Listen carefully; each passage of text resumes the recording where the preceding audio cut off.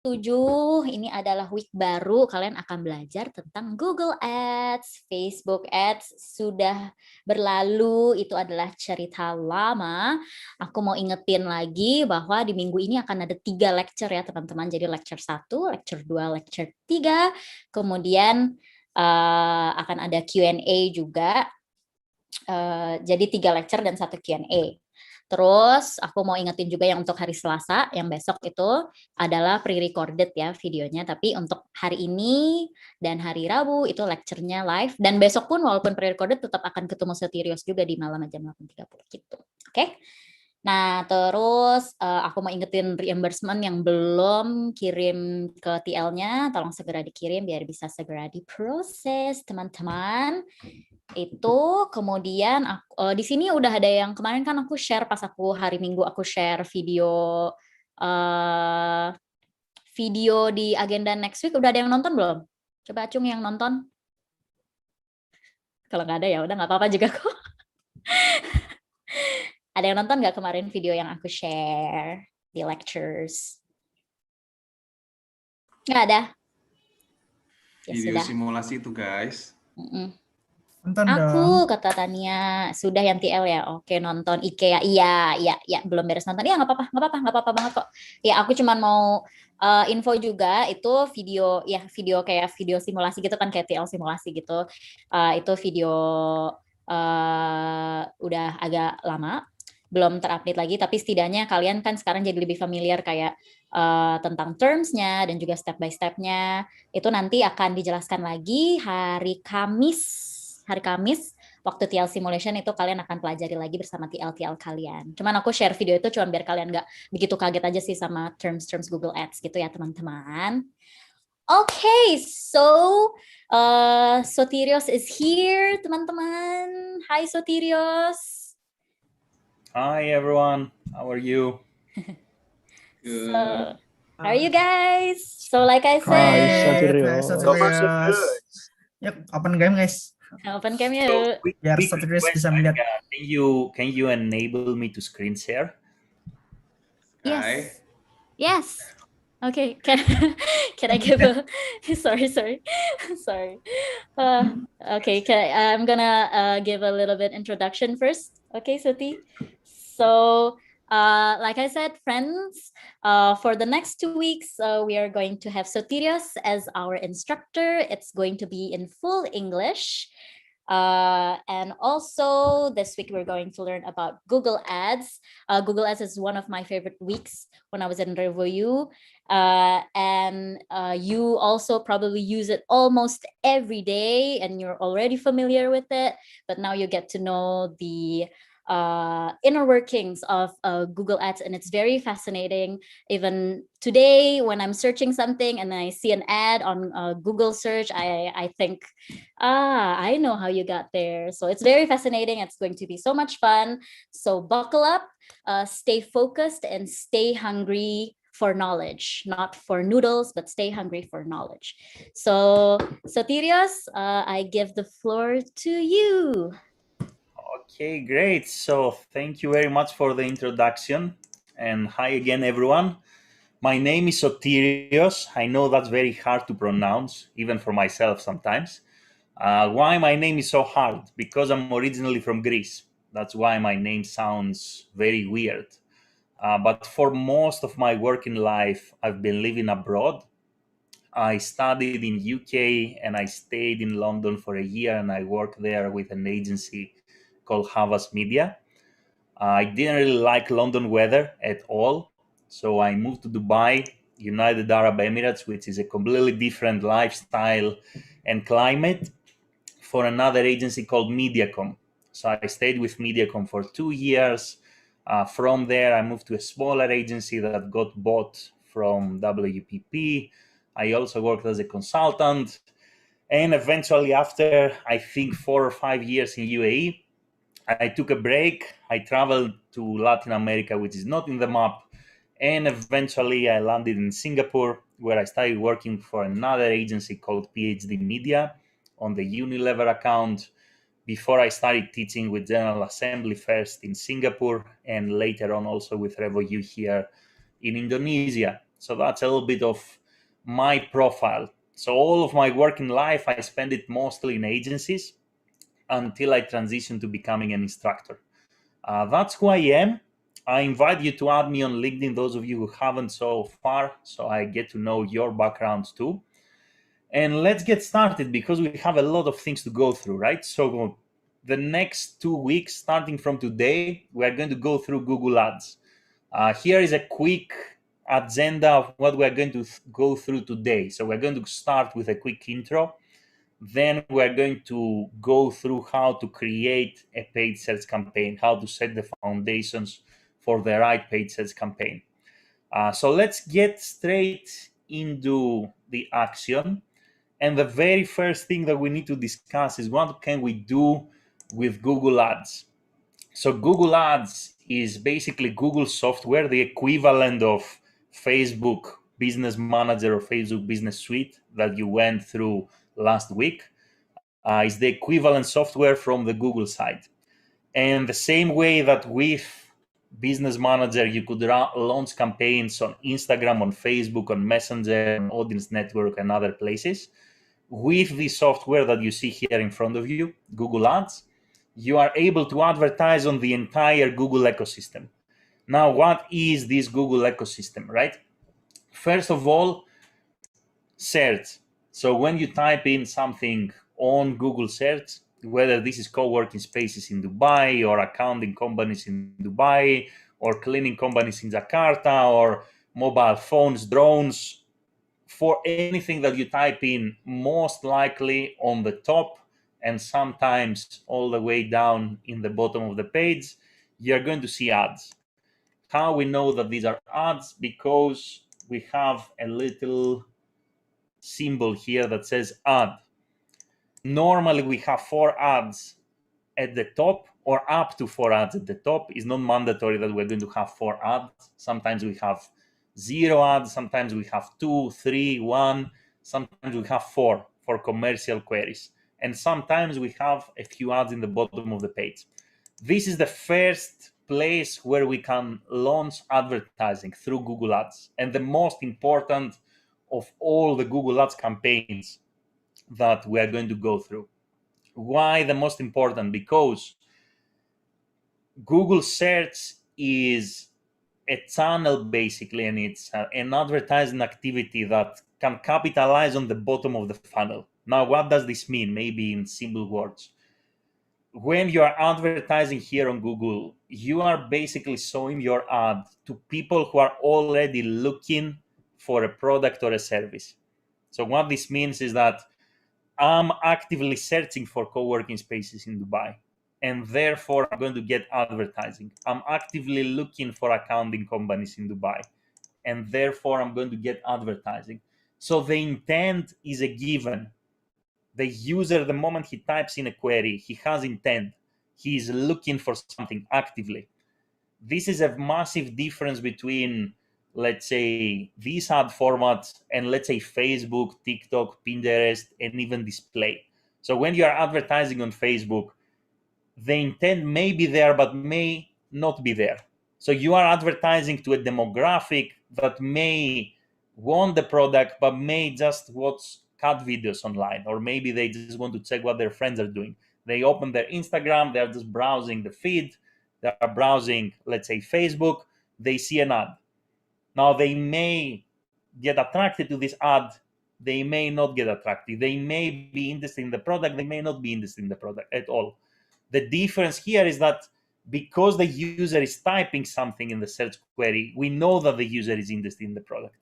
And that's why typically paid search is one of the best performing channels in the entire digital marketing mix, because we are targeting people who are already looking for something, right? So that's the most important campaign type that we can launch. Apart from this campaign type, now we can launch a lot of other campaign types. We can launch display advertising through the tool. So what is display advertising? So when we are browsing the web, we see banners. For example, this gigantic banner that you see here from SEMrush is running through Google Display Network, as we call it. How do we know that this banner runs through Google Ads and not through something else? whenever you see this mini triangle on the top right that you see also in these two banners, and when you hover your mouse, it's going to say add choices or ads by Google, then you need to understand that this is a banner that runs through Google Ads. It is basically served through Google Ads. Someone set up a campaign through Google Ads and targeted, let's say you, they remarket it. There are a lot of ways that we can target with display ads that we're going to explain probably next week. So that's a different campaign type. Why now display is important? Because with display, we create top of mind awareness. So it's not so much to get sales, for example, it's more to make our brand visible to the audience that we want. So if I see SEMrush every day when I browse sports websites and media websites and anything else, then when the time comes for me to buy a tool, I'm probably going to remember SEMrush. If I see any brand all the time coming up as a banner, I'm going to become familiar with this brand. So when I'm in the supermarket and the time comes to buy potato chips or shampoos, I'm going to grab something. Why I'm going to grab this something? Because subconsciously I developed this familiarity with the logo, with the brand, because it was everywhere online. That's a few of the reasons why we run display campaigns.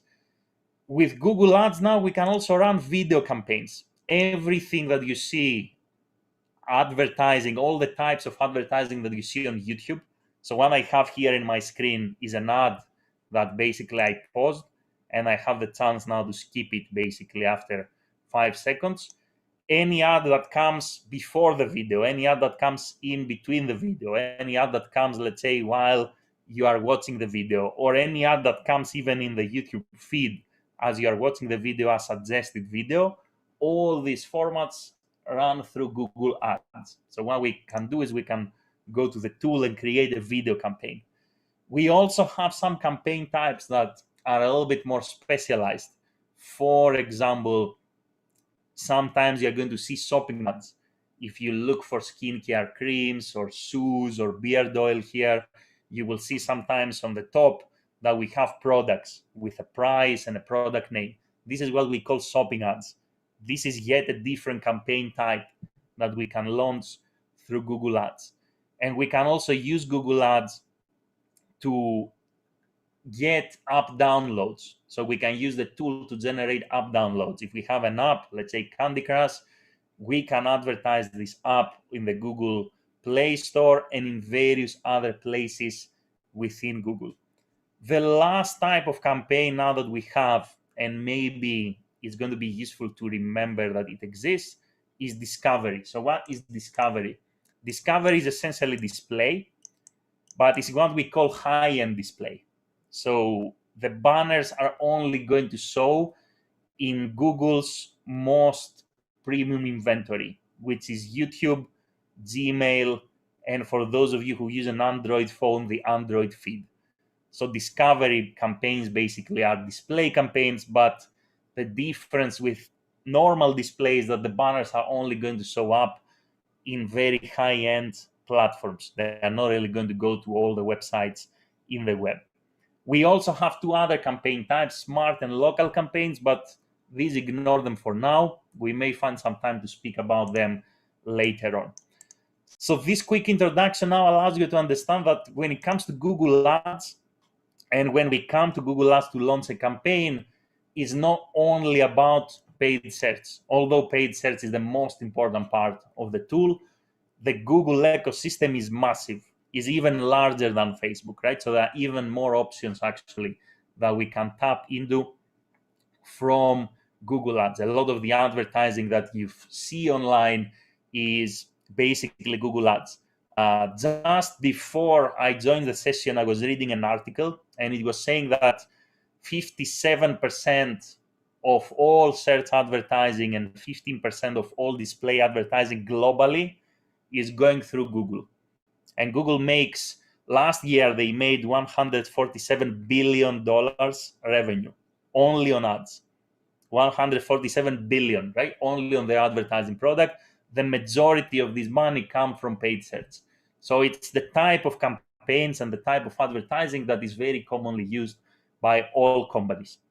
especially because they are the biggest search engine out there on the web. Now, how are we going to start our journey, right? We are going to go through, first of all, how to run a paid search campaign. That's the beginning of the journey that we're going to run together. And we're going to start with some fundamentals, right? So the first thing that we need to understand is what happens when somebody comes here and types in anything on Google search, right? So that's basically the first question we have to answer. When you type in anything on Google search, from an advertising point of view, we are not examining now the organic results. You are going to learn SEO in different weeks. Now we're examining only the advertising results. So what happens is that Google has 3 questions to answer. The question number 1 is, let's say I typed in co-working spaces in Dubai, and there are 100 co-working spaces in Dubai, and they all want to show up for this keyword. So question number 1 is, who is going to show up? Is it going to be, let's say, ServCorp? Is it going to be the place.group? Is it going to be Regus? Is it going to be something else? There is limited space. Like maximum we get 4 results on the top, and most likely we're going to get another 3 in the bottom. In the very unlikely scenario that someone goes to page 2, we may see ads there also, right? But that's very unlikely. So there is a limited space. Google needs to decide if there are 100 advertisers, who is going to show up. Question number 2 is, in what position these people are going to show up. Let's say Google decides that there are these 7 people that are going to show up at this time, right? Who is going to come up first? Who is going to come up second, third, fourth, and who is going to come in the bottom? That's question number 2. And eventually they also need to decide who is not going to show up, because together with deciding who is going to show up, some people are going to be left out of the space here, right? How do they decide now? What happens here? Every time that we search something, in the background there is an auction that happens. An auction means, let's say I'm selling my cup of coffee, ridiculous example, anyway, I'm selling this cup, and you bid $1 to buy it, and someone else gives me $5, and someone else gives me $10, and eventually the person who gives me $10 is going to buy my cup of coffee. So that's an auction. So the whole ecosystem works on an auction basis, right? So Google is auctioning the space in real time, in milliseconds. There is an algorithm behind the scenes that is running everything that you see here. How does this algorithm works now? It has 3 components. Eventually, Google calculates a metric that they call the ad rank. This metric is the outcome of, first of all, how much we are willing to pay per click. So let's say I'm going to bid on the keyword co-working spaces in Dubai, and I'm willing to pay $10. And someone else is willing to pay $15, someone else is willing to pay $150 per click. The second component is something that we call quality score. So what is quality score now? Google didn't want to end up with a space where the person with the deepest pockets is going to dominate all the results. So they didn't really want, for example, imagine I'm a billionaire and I have a burger store. I'm selling burgers. And because I'm a billionaire, I'm going to bid $200 per click for all the keywords. So when you're typing co-working spaces in Dubai, you're going to get an ad here for burgers. That would be a disaster, right? So they wanted to avoid this situation. So they created this quality score, right? And quality score is a metric that is a range from 1, which is the lowest, to 10, which is the highest. And this metric assesses how relevant is the query, what we typed in the bar, the search bar, to the advertising, the copy, and how relevant is the query and the copy to the landing page. So quality score is trying to assess basically all these 100 people that want to show up. Are they advertising co-working spaces? And if the user clicks and goes to their website, do they reference co-working spaces? They want to assess who is the most relevant result, basically, right? And based on the relevancy of the query to the ad copy, the relevancy of the query and the ad copy to the landing page, also the historical click-through rate, and a few other components that are embedded into quality score, plus something that they call the expected impact of ad extensions. Now, we didn't speak about ad extensions. What this means is, let's say, whether the advertisers are making the full use of all the available features, whether they are using, let's say, phone numbers, additional links, locations, and so forth. They basically calculate the final ad rank of every advertiser, right? So that's how the auction runs behind the scenes. How does this look in practice, right? So let's say we have 4 advertisers, just to make it a little bit real. These 4 guys that they show up here. Advertiser 1 is willing to pay $2 per click, and he's very relevant. He has a quality score of 10. So the total ad rank is going to be 20. 2 times 10 equals 20. Advertiser 4 is willing to pay $8 per click. That's 4 times higher. But he's very irrelevant. He's the burger store, right? So advertiser 4 in this example is going to show up in the last position. So you can see that the quality score is very, very important here, right? Because with a lesser bid, even if we cannot really afford to pay a ridiculous amount per click, we can occupy a higher position and we can win more auctions if we are relevant, if we make sure that the copies that we create and the landing pages that we use are relevant to what the user typed in, right? So that's why quality score is a very, very important metric. What happens next now is that we basically have to decide as the user whether we're going to click somewhere or we're going to ignore the results. If I don't click anywhere, I type in accounting companies here and I don't click anywhere, I skip the paid results and I click on an organic result. No one pays anything. The impression is for free, zero cost. That's also another difference between Google Ads and Facebook Ads. Facebook is charging you for the impressions. Typically, you pay on a CPM basis. Google doesn't really charge you for the impressions. They charge you only for the click. So if the user doesn't click on your ad, you pay zero. If the user clicks on the ad, and it's not mandatory that they're going to click on, let's say, the first result, I may choose to click on this one here. If I click on the ad, this advertiser will pay the previous bid plus 1 cent. So assuming this is advertiser 3, he is going to pay $4.01. So if we have only 2 advertisers, one is bidding, let's say, $1,000, the other one is bidding $1, and the $1,000 advertiser wins the auction, he's not going to pay $1,000, he's going to pay 1.1 cent, right? So you always pay the previous bid. So your bid is the maximum, that's the cap. You will never pay more per click than your bid. You can cap basically to whatever bid you can afford, right? So that's how the engine works behind the scenes. And every time that there is an auction, every time that there is a query, a new query that comes in, there is a new auction every single time. And imagine there are billions of search queries that are happening. Google estimates that there are 1 billion search queries that are happening every day. So at this time that we are speaking, there are hundreds of thousands of people searching different queries. Maybe there are going to be hundreds of thousands of people searching the same query at the same time. Every time there is a query, there is an auction running in the background in milliseconds. Google has to make these decisions, serve the ads to go live.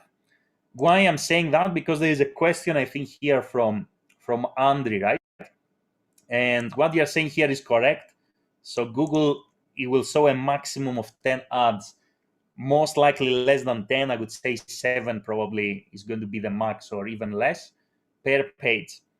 So if the first page is already filled by competitors, is it worth advertising, right? So what you have to understand is, what do you mean the first page is filled? Every single time that you Google something, there is a new auction. So every single time that you Google something, someone is going to win the auction, someone is going to lose. So there may be new people coming up and other people not showing up. Then the same query comes in, there may be different advertisers showing up and so forth, right?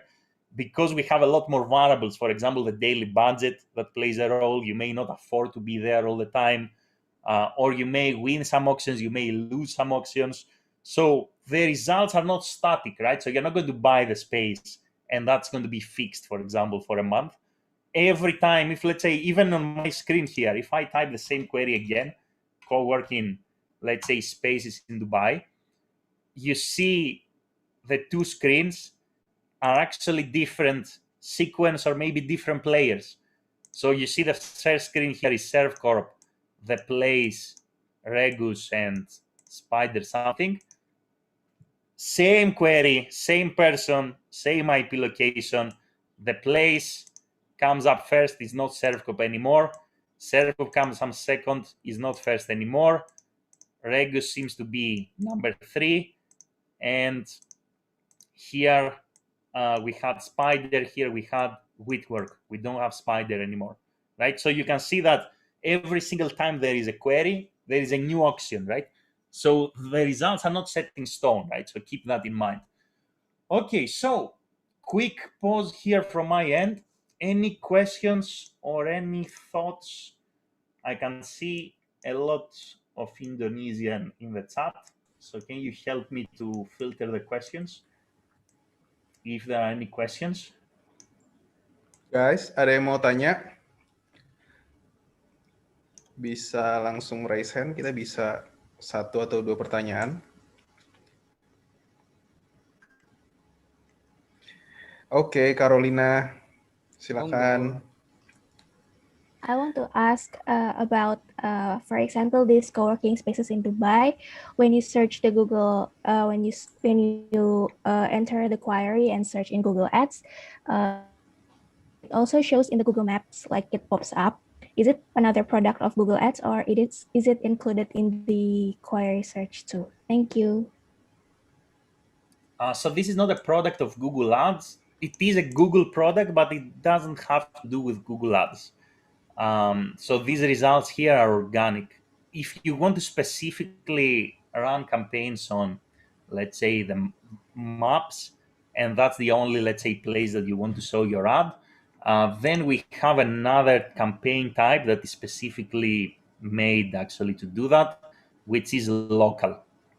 So you can run local campaigns, which means that your ads are only going to show up if the user, let's say, clicks on the map, or let's say comes here on the map, they're going to show up here.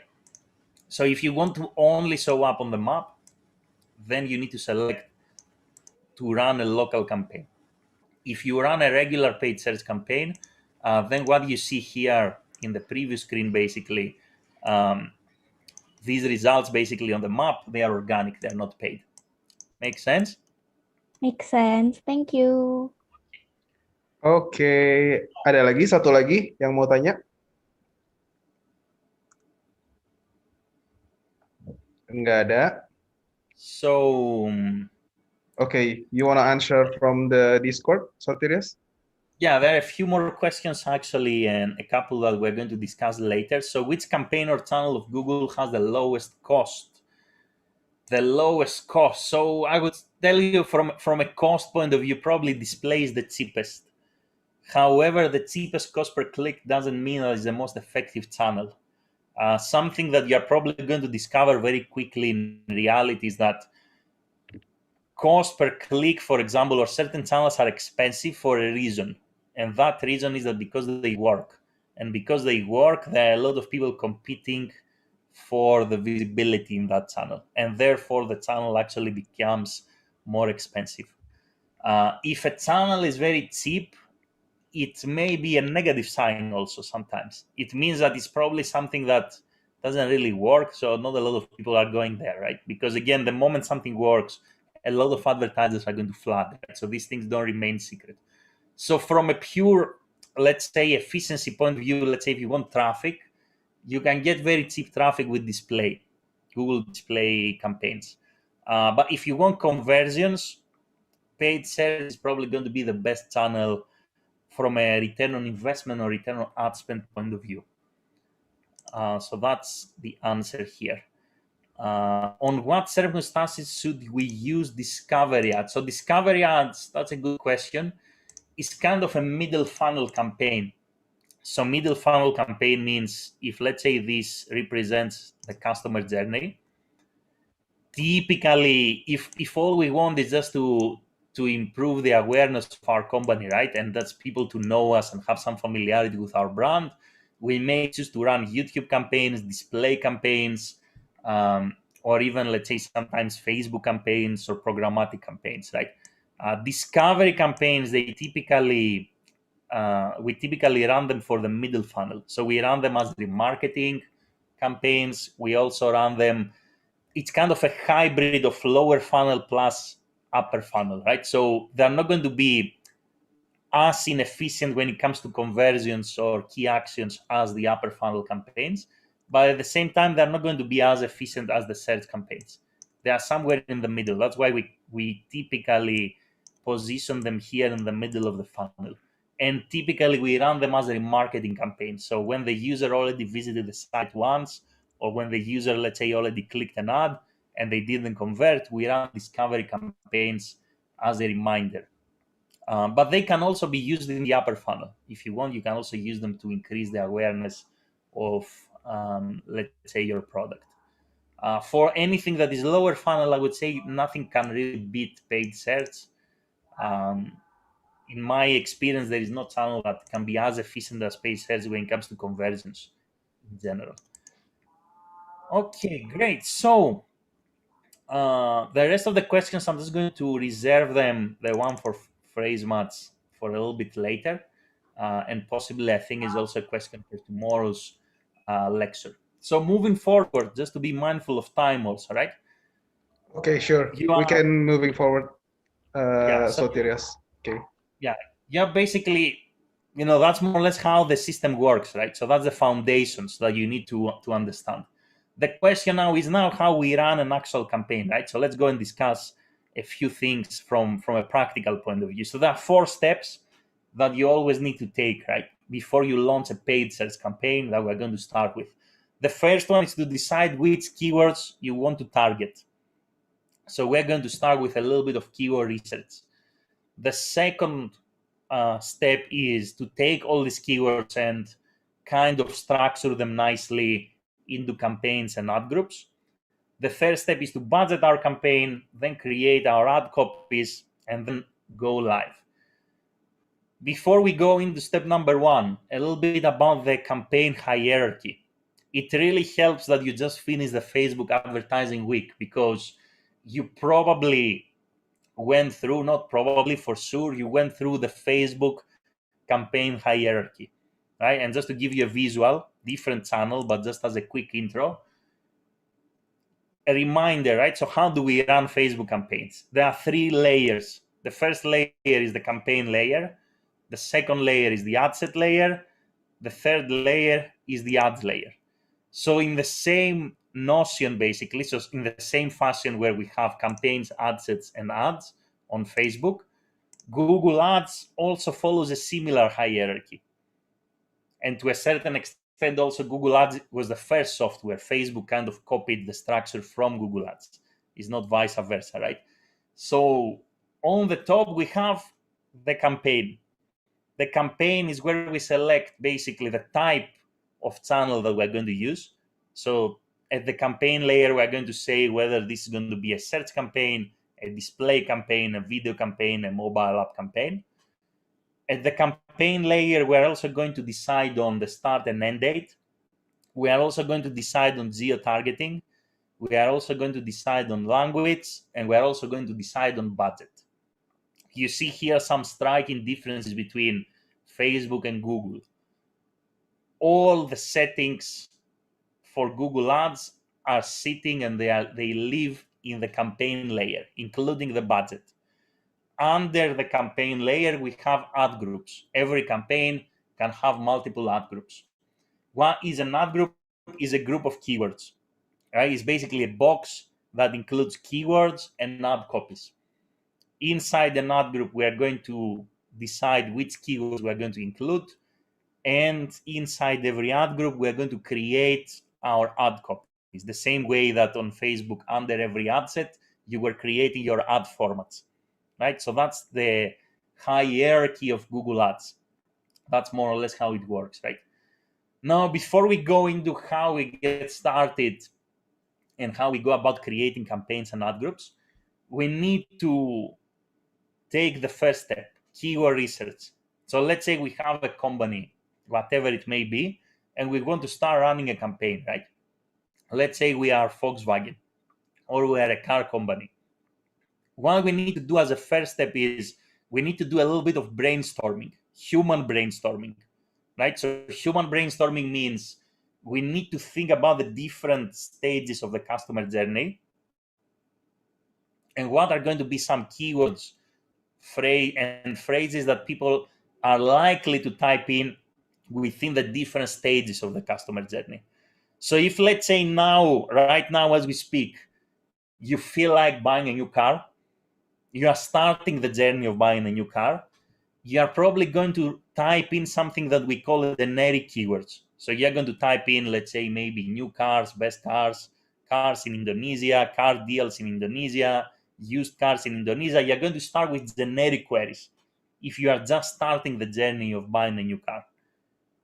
If you know a little bit about what you want to buy, you are a little bit further down the funnel, you are going to probably look for categories. So you're going to look for best SUVs, convertibles, family cars, trucks, sedans, luxury cars, depending on what type of car you want to buy. This is what we call generic product keywords. And if you are decided now on, let's say, which brand maybe you want to consider, you may start typing in keywords like Volkswagen SUVs or Volkswagen convertibles or Audi, let's say, SUVs. And if you know which model you want to get, you're probably going to type in different queries like Volkswagen Golf, Audi Q3, Lamborghini something, I don't know, if you're very rich. And when the time comes for you to buy, eventually you are going to type in Volkswagen dealer in Jakarta, Volkswagen website in blah, blah, blah, Volkswagen Golf test drive. So this is what we call brand keywords. So what is important to understand now is that the search journey has many layers. At this moment in time that we speak in this course, there are people in every step of the journey. There are some people that are starting their journey of buying a new car, a new property, a new laptop, a new mobile phone. There are people who have already started and they are researching the market. They are deciding which car, laptop, property, something to buy. And there are people that already made a decision and they just want to go and find the actual product or the actual store to, let's say, go and get what they need immediately. Right? So ideally, we need to brainstorm across the entire funnel, right? So we need to have visibility on the entire funnel. And that's the first step that we typically take, right? And that's a manual process. A manual process means you're going to open a notebook, you're going to open a collaborative tool online, you're going to go with in a room, let's say, that has a whiteboard, and you're just going to discuss with your colleagues and brainstorm and think what users are probably going to look for when it comes to your products and services, right? So that's the first step that we typically take. And just to mirror that, what I will encourage you to do, I don't know if you can annotate, right? But if you can annotate in this screen, then let's say, for example, that we are, I don't know what type of service, let's say we are. Do you have any ideas? Let's run basically this example once all together to mirror how this looks like, right? So let's say we are selling, what are we selling? We are selling laptops. Quite boring, but that's what I can come up with now, right? So if you are selling laptops and you are Lenovo, not Apple,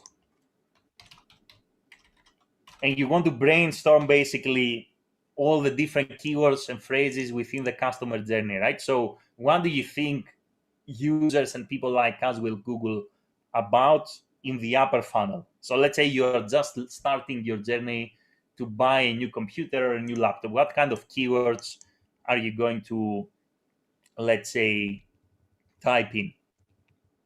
Can you annotate? Or you can use it. Boleh annotate guys, klik annotate, terus kalian bisa masukin teks. Do you want them to put text in? Okay. Great. That will do. Best laptop, recommended laptop, cheap laptop, laptop deals, laptop reviews, gaming laptop. Okay, great. So durable laptop. So these things that you started actually typing in here, right? Gaming laptop and durable laptop are probably going to come in the next layer. So the first layer is going to be all these things that you just typed in: best laptop, top laptop, budget laptop, cheap laptop, laptop deals. On the second layer now, there are different types of laptops. What are these types of laptops? There are gaming laptops. There are durable laptops. There are programming laptops. There are design laptops.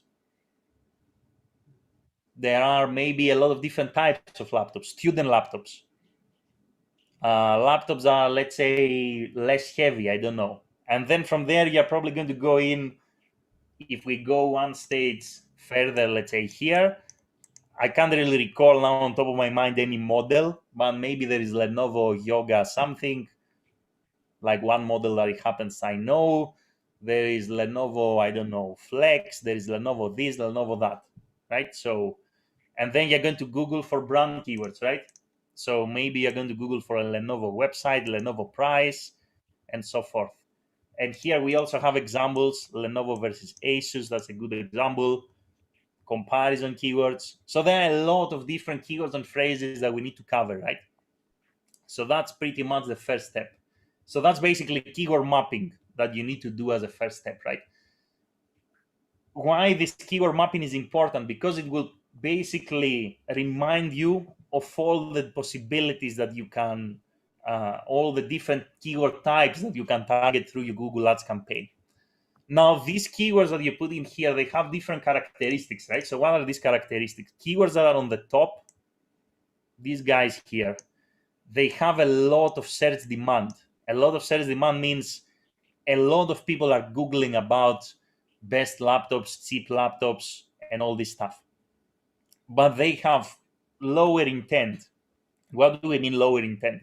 If I'm typing in best laptop or Lenovo versus Asus, or let's say laptops under X, for example, I'm still in research mode. If I'm typing in, however, Lenovo IdeaPad, I'm in I decided mode and I want this product, right? So keywords actually up here, they have high search demand, but low intent. Keywords in the bottom of the funnel, they have lower search demand, less people are actually Googling about them, but they have higher intent. So the probability that someone is going to convert is much higher because they are looking for the product. They are looking to buy something. They are looking for the store. They are looking for the website. Versus keywords on the top of the funnel that they are still probably researching, right? So why this is important? Because in your life as a digital marketer, you will have to make budget decisions. And most of the time, you're not going to have enough budget. We never have enough budget unless we are Google or we are Lazada. Even Lazada, I don't think they have unlimited budget. So if you operate with a limited budget, then you will need to make the decision, what type of keywords do I need to, let's say, target? And this depends on your objective. If you want a return on investment, if you want people to, let's say, buy something or take key actions, maybe you need to go lower funnel. If you have a lot of budget and you care also about influencing the customer journey from the very beginning, then you can go and you can target also the generic keywords, right? So that's the different characteristics. On top of this brainstorming now, obviously there are tools that we can use to find out more keyword ideas and get a sense of how many people are Googling for certain things. The most, let's say, important tool in this journey, and the one that you're probably going to work with, can be found within Google Ads. So within Google Ads, when you access your account and you click on Tools and Settings, there is a tool that is called Keyword Planner right here. So what does the Keyword Planner do? The Keyword Planner is a tool that we can use to get keyword intelligence. So we're going to go to discover new keywords, for example. We're going to type in laptops, select the location, Singapore, Indonesia, doesn't matter, it's up to you, and the language that we want to target. And this tool, basically what it does is it gives us a lot of keyword ideas. So the first column here, it has a ton of keyword ideas that are relevant to laptops. The second column, it gives us an estimate of how many monthly search queries, basically how many times somebody types in a keyword in Google per month. And we can also get more intelligence that we're going to discuss later on, probably tomorrow, on the bidding. How much is the lowest bidder, let's say, bidding for that keyword, and how much is the highest bid for that keyword. Therefore, we can get more ideas because I have a whole list of 2,427 keywords in this case to go through, and I get an understanding of which keywords are the most searched for. This is the official tool that is embedded on Google Ads. Now, if you don't like this interface, there is another tool that is actually quite easy and very straightforward, and is also free to use, that I use very often as a starting point, which is called the word tracker, right? So the word tracker does the same thing. We come here, we type in a seed keyword, an example keyword, we select our country, and the tool does the job of giving us basically intelligence on what are the keywords and phrases that people in USA, for example, Google about that are relevant to laptops, and what is the average, let's say, cost per click for these keywords, right? So these tools are meant to enhance our keyword research, right? So these tools are meant to give us more ideas on what are the topics basically that we should cover. As you can see now, there are a ton of topics. A ton of topics means in our example with the laptops, and also this example here with Volkswagen and any other industry that you are in, there are so many different keyword topics. So we have generic keywords, we have product keywords, we have model keywords, we have brand keywords, we have competitive keywords even. We have a lot of different topics to cover, right? So when we run a Google campaign, basically, right, we don't really run one campaign. Same way that in Facebook, maybe you want to run multiple campaigns, one for awareness, one for this, one for that. On Google, typically what we do is we create basically more than one campaign. That's very typical. We build what we call an account structure. So the next step after we brainstorm all these keywords is to apply some sense to them and group them into campaigns and ad groups. We need to decide what is going to be a campaign and what are going to be the groups of keywords that are going to fall under this campaign. And there are two ways to do that after the brainstorming, right? The first way to do it is to follow through the customer journey and follow through the different keyword types, for example. So for Volkswagen, let's say I'm going to create a generic campaign, and under the generic campaign, I'm going to group different keywords together in different ad groups. For example, new cars, best cars, car deals are going to be my ad groups. Then I'm going to have a generic product campaign that I'm going to include keywords by category in different groups, in different ad groups. Then I'm going to have a brand product campaign. Then I'm going to have a models campaign. Then I'm going to have a brand campaign or a competitive campaign. So I'm going to follow through the customer journey, and this is going to be my roadmap basically of how I'm going to structure all the different campaigns that I'm going to have, assuming that I'm going to capitalize on all these keywords. A different way to approach the formation of an account structure. Account structure means we need to decide how many campaigns we're going to run and how many ad groups of keywords we're going to include. A different ways to approach that is to follow the menu of our website. So what does this mean? So let's say if I am this website here and I open the menu, we have certain let's say, categories. We have dresses, tops, jumpsuits, bottoms, footwear. So maybe I can create a dresses campaign, and under this dresses campaign, I can have mini dresses, midi dresses, maxi dresses as ad groups. I'm going to create a tops campaign, and under this campaign, I'm going to have all these different variations as ad groups. And of course, the menu is not going to cover everything. Maybe I'm going to have a generic campaign to have keywords relevant to clothing, women's clothing, female clothing, and so forth, right? So that's the second step. The second step is basically after the brainstorming. I'm going to actually take all these things and organize them nicely. Why we need to organize them now, right? We need to group the keywords, especially into ad groups that are tightly themed, because of quality score. So ideally, for example, what I want to do is I want to create ad groups that include keywords of the same type, different industry here. For example, if I have a campaign relevant to renting apartments, here I created 3 ad groups. One is generic and it's going to include keywords like rent an apartment in Singapore, apartment rent apartment website, rent apartment site. And then I'm going to create a different ad group that includes keywords relevant to Orchard Road only. Rent an apartment in Orchard Road, in Orchard MRT, near Orchard Road, and so forth. And then a different ad group to include keywords that are relevant to studio.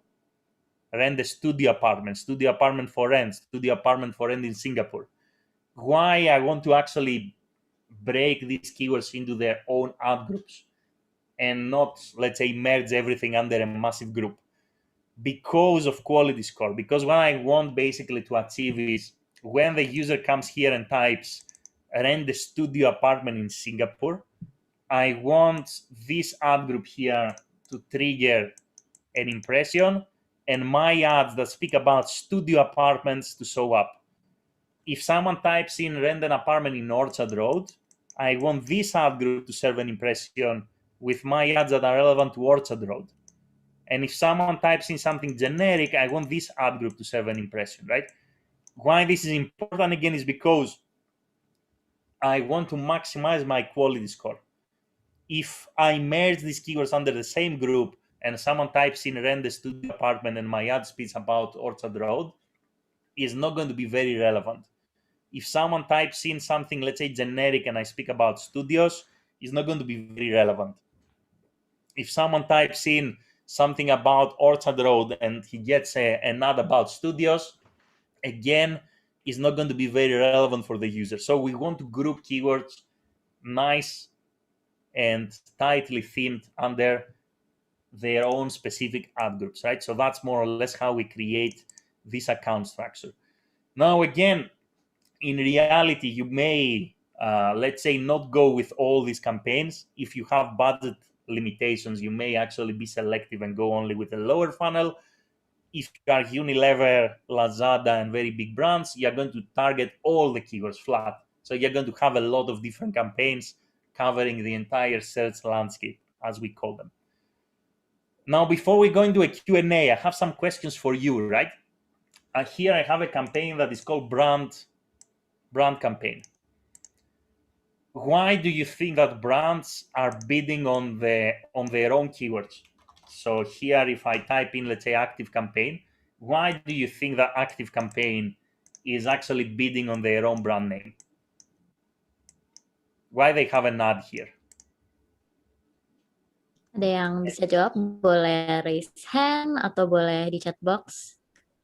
Edwina says they need their name on the top. David says competitor. Okay, but if you type in the brand name, let's say active campaign, or I type in, let's say, MailChimp, are they not going to show on the top anyway organically? So why do they need to have an ad there on top of that organic result? Kevin says credibility, and Catherine is raising her hand. Catherine, you want to unmute? Because the people searching for one's own brand's keyword actually knows about us already. They know about us, so they're very, very valuable if you want to target them. So it's supposed to, so if you say that if they know about us, then they're very, very interested in us already. So it will be easier for us to push with the PPC campaign that way. Okay, so basically everything, including the answer that you gave me now, all of these things are correct. Carolina, one more from Carolina. So other brand won't take advantage of their brand. Correct. That's also correct. So everything is correct. And these are basically the arguments you need to make to your stakeholders when they ask you the questions, why should we waste our money targeting our own keywords? So there are a set of whys, right? Why you need to do that. Number one is because of what we call share of voice, or SOV. So what do we mean share of voice? Share of voice means that if I target, let's say, my own keywords, then obviously I'm going to show up when somebody Googles my name. But not only my ad is going to show up, I'm going to also have my organic result, and maybe I'm going to have my social media. So I'm going to create a situation where the entire page, at least above the fold, everything that is visible to us, is basically branded. Everything that you see in this page is just MailChimp. Everything that you see in this page is ActiveCampaign.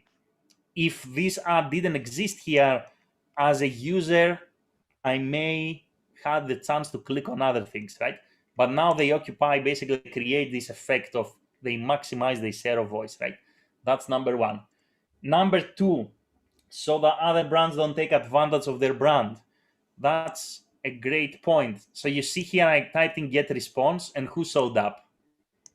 ActiveCampaign. So this is perfectly legal. No matter if you send them an email and you say you're bidding on our brand, keywords are going to ignore you because that's perfectly legal. It is legal to bid on your competitors' keywords and to steal their traffic. Paid search is a war. So if you don't want this to happen, if you don't want, let's say, someone to type in your brand name and risk losing this click to a direct competitor, then you need to run paid search campaigns on your brand name to protect your territory, right? So that's the second reason of why we want to bid on our own brand keywords, especially in categories. That's why I chose email marketing software, especially in these categories that are super competitive. That's a very common practice in automotive, in a lot of other industries. The third reason is because we want to control the narrative in a way, right? So control the narrative means when you go into SEO, you will realize that it is very hard actually to change the page title here every time, let's say, we have a promotion. So imagine we have a promotion, for example, next week, and it is not very possible to go and change the organic result. The organic result is the organic result. It's going to be pretty fixed. But it is possible to change the paid ad because the paid ad is very flexible, right? So the paid ad can actually, you can go in and you can say, we're going to say sign up for 15% off. And then next week we stop with this promotion, so we change the copy. And next month we have another promotion, so we change the copy. It is very versatile, right? So you want to control the narrative also. That's why you want to run a brand campaign. And the last reason why people do that is sometimes if we are a startup and we are unknown, we are completely unknown. So let's say I create my own email marketing software. Nobody knows about us. If I bid on competitive terms and someone is looking for MailChimp and then they see an ad coming from ActiveCampaign or GetResponse or SendGrid, we are going to put ourselves in the map. So it's not always about, let's say, getting the click or getting the conversion. Sometimes it's about also awareness. So we know that there is a very big brand that has massive awareness. People are going to Google about it. And we just try to sneakily position ourselves as a competitor or as a challenger. So we make this association, right? So they see the big brand, they see also our brand name. So they get educated that we also exist, right? So that's the fourth reason of why we build on brand campaigns. Why we bid now on competitive keywords, which is also something that, as you can see, is very common. If we are a commodity means, let's say, email marketing software, they all do the same thing more or less. They send emails, most of them have the same features. One is different, the price and maybe the UX is the same thing. So if we live in this space, basically, that our service or our software or our product is a commodity, it makes perfect sense to bid on competitive keywords. If I'm into recruitment, right? If you apply on a role on LinkedIn, or total jobs or jobs in Indonesia is the same job. It doesn't matter where you're going to apply from. So these guys are going to compete because they live in a commodity space, right? So if we are a commodity, then it makes perfect sense to bid on competitive keywords. And if again we are talking about very high stakes, let's say you will see in banking, a lot of banks are competing with each other because the stakes are very high. So the money they are going to make if they get the loan or they get the customer are a lot.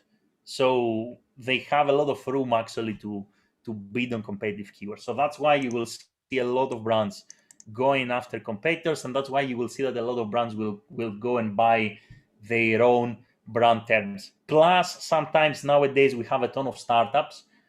You create a startup, you name it mycompany.com. If I type in my company, chances are that this name is going to exist. Therefore, you want to use paid ads. So when they type, let's say, my company, and it's a cleaning store and you are selling coffee, you want people to find the coffee store and not really, let's say, the car garage or something else, right? So sometimes just to make a point that this is our brand name, for example, we go and we bid on brand keywords. So there are a lot of reasons why we do that, right? As you can see. Okay, so that's the next step, right? Which is creating the account structure. Before we move on, any questions? And shall we also take a 5 minutes break since we are in the 1 hour mark? Yes. So, teman-teman, apakah ada pertanyaan mengenai Haikal, boleh? Good evening, Mr. Sotirius. I want to ask about the keyword planner. If we are opening the keyword planner, there are two menus in the first page. There are discover new keywords and get search volume and forecast. I did try both and I didn't find the distinguish difference between those two. Can you elaborate what are the differences between them? Yeah, the discover new keywords basically is for keyword discovery, right? So keyword discovery means I just want to get ideas. The forecast basically is going to bring you in the same place, but essentially now the navigation is basically what is confusing you. So the forecast, which is here, also can be found here, is not basically meant to give you ideas. It's meant to give you a forecast on how much you should be spending and how much your CPC is going to be. We're going to go through it when we discuss budgeting later on. So the forecast, basically, the second option is I decided already which keywords I want to bid on, and now I'm going to go give them to the tool, and the tool is going to give me, let's say, a forecast of how much I should spend. Just to make it very clear, right? So let's say I decided that I want to bid on these keywords. Let me download these keywords. What are these keywords? Sorry, I clicked on the wrong plan, it seems. Okay, so which one we created today? Okay, let me actually very quickly go and run an example just to give you a better answer. To be clear, we're going to go through the same thing later on. Let's say I discover new keywords, right? And I use this discovery for exploration. And then I said that now I want to bid on these keywords only. Okay. Now I decided I want to bid on these keywords. I'm going to copy them. And this time I'm going to go to the forecasting tool. I'm going to paste these keywords in. And now if I go to my forecast is going to tell me how much I need to spend on these keywords on a monthly basis in my targeted location. So that's the difference between the two. The first one is discovery. The second one is estimates, basically. After you know which keywords you want to target, right? Make sense? Yeah. Thank you, Mr. Great. So how we consider when to use long tail or short tail? On Google Ads, to be fair, you need to consider everything that is relevant to you.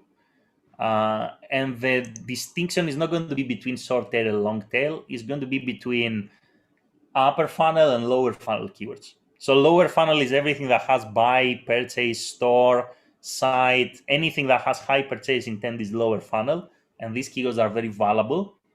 Everything that is more generic is upper funnel. So that's the distinction between Google Ads keywords. So either a keyword is going to be upper funnel or lower funnel. Lower funnel keywords are going to convert very well, so it should be your priority. Therefore, if you look for budget savings, you need to delete, let's say, or not really bid on your generic keywords, your upper funnel keywords, right? It doesn't really matter whether it's long tail or short tail, whether it's, let's say, a big phrase or whether it's one word. What matters again is whether it's a generic keyword or it has a high intent, which means there is a word there that indicates that the person is actively looking to buy. If I type buy this, purchase that, blah, blah, blah, stores, blah, blah, blah, online, order X, blah, blah, blah, delivery, all these keywords are high intent, right? So that's the classification that you need to consider. Cool. Okay, so. Gitu, Tania. Okay, so should we take a 5-minute break? Yeah, let's take a 5-minute break and then we're going to come back to keep moving on. Oke, guys, kita istirahat 5 menit ya. Mungkin agak panas, kita dinginkan dulu 5 menit. Kita mulai lagi jam 20.11 ya berarti ya. Silakan ngambil minum atau ngapain kayak gitu terserah. Kalian mau ngapain?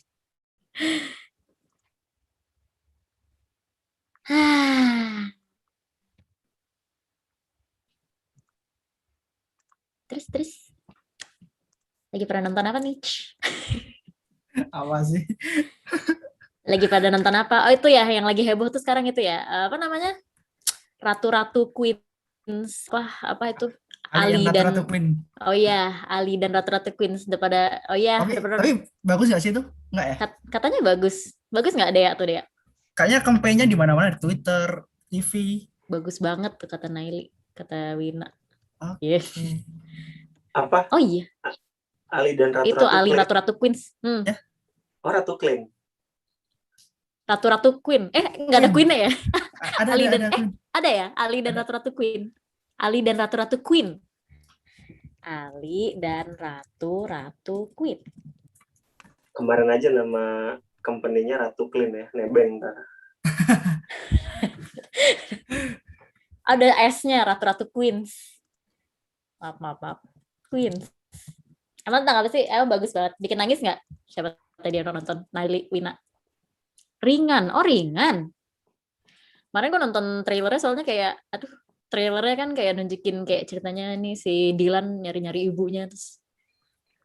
Mungkin itu Naili bisa kasih ini. Bukan Dylan, Ali. Ya, buat gue mah dia selalu Dylan.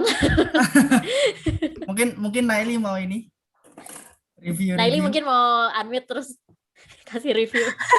Bagus sih Kak, pokoknya bagus. Itu tuh kayak apa ya? Jadi kayak emosionalnya ada yang lucunya. No spoiler ya, no spoiler ya. Iya, tapi lucu tapi bagus. Kayak apalagi aku ibu-ibu kan, jadi kayak kerasa banget ketika mengejar mimpi terus anakku gimana gitu. Gitu. Oh, relate ya, relate. Relate. Nonton ah. Nangis nggak Naili? Lumayan. Aku kemarin habis nonton Luca, film Pixar yang baru di Disney Plus. Luca. Nonton deh. Tentang sakit gitu ya? Jatuh dari sepeda gitu ya, luka. Terus gitu dia ya? Terluka. Nggak gitu, Abe. Ya. Oh, enggak. Bagus Naili. Nonton deh Luca. Aku pencinta Pixar gitu kan. Pixar ya, tapi Pixar.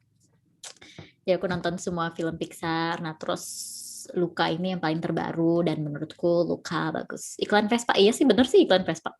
Kalian ada yang pecinta Pixel, Facebook Pixel? Pixar. Oh, iya. dilarang menyebut itu udah masa lalu. Sekarang lagi zaman tag. Google Ads tag. Nonton Luca. Kalian ada yang suka Pixar juga nggak? Soul pada nonton nggak? Soul. Aku lebih suka Luca tentang Korea Soul. gitu ya? Soul tentang film di Korea gitu ya? Abi goblin Ya. aja gimana, Bi? Tentang ibu kota Korea gitu kan? Seoul. Seoul bagus, Seoul. Orang di New York juga setnya. Oh, di New York. Tapi orang Korea. Nggak orang Korea, dia orang New York, dia orang New York. Seoul, guys. Seoul, bukan Seoul. bukan Tapi Seoul, aku tapi pribadi, Seoul. aku lebih suka Luka daripada Seoul. Aku nonton Seoul, aku merasa lagi diceramahin tentang hidup gitu loh. Hidup lo yang bener dong. Gitu. Enggak deh. Aku cinta Pixar. Love Pixar. Coco favoritku. Coco. Mami Coco. Tak ada bocor. Tuh kan, langsung Coco tuh- overthinking tuh. Kan setuju Tania. Kayak Coco nonton tuh Seoul yang tuh bikin abis Meksiko itu kayak gitu ya? mikir gitu. Yang Meksiko Iya. itu bukan sih? Ah, ya aku nonton tuh, yang main gitar-gitar itu kan? Yo yang Langsung kena quarter Gua life nonton. crisis, terus itu quarter life crisis nonton Soul auto combo. Nah, iya kan, gue sih sukanya film yang nggak bikin mikir-mikir kayak gitu, kayak bikin bikin gitu aja. Kalau bisa disuruh mikir tentang hidup mah, tiap hari juga mikir Ih, tentang kalau hidup. disuruh mikir, mending hadir kelas Reboyo. Kan itu bukan mikirin hidup. Okay guys, udah jam. It's 8:11. It's been 5 minutes. So, do you want to continue, Sotirios? Are you guys ready, friends? Friends, are you ready to continue? After this. Ready. Let's go. Okay. So after this super short break, let's get started with building a campaign, right? So by now, probably all of you or most of you should have access to a Google Ads account. If not, you are going to have soon.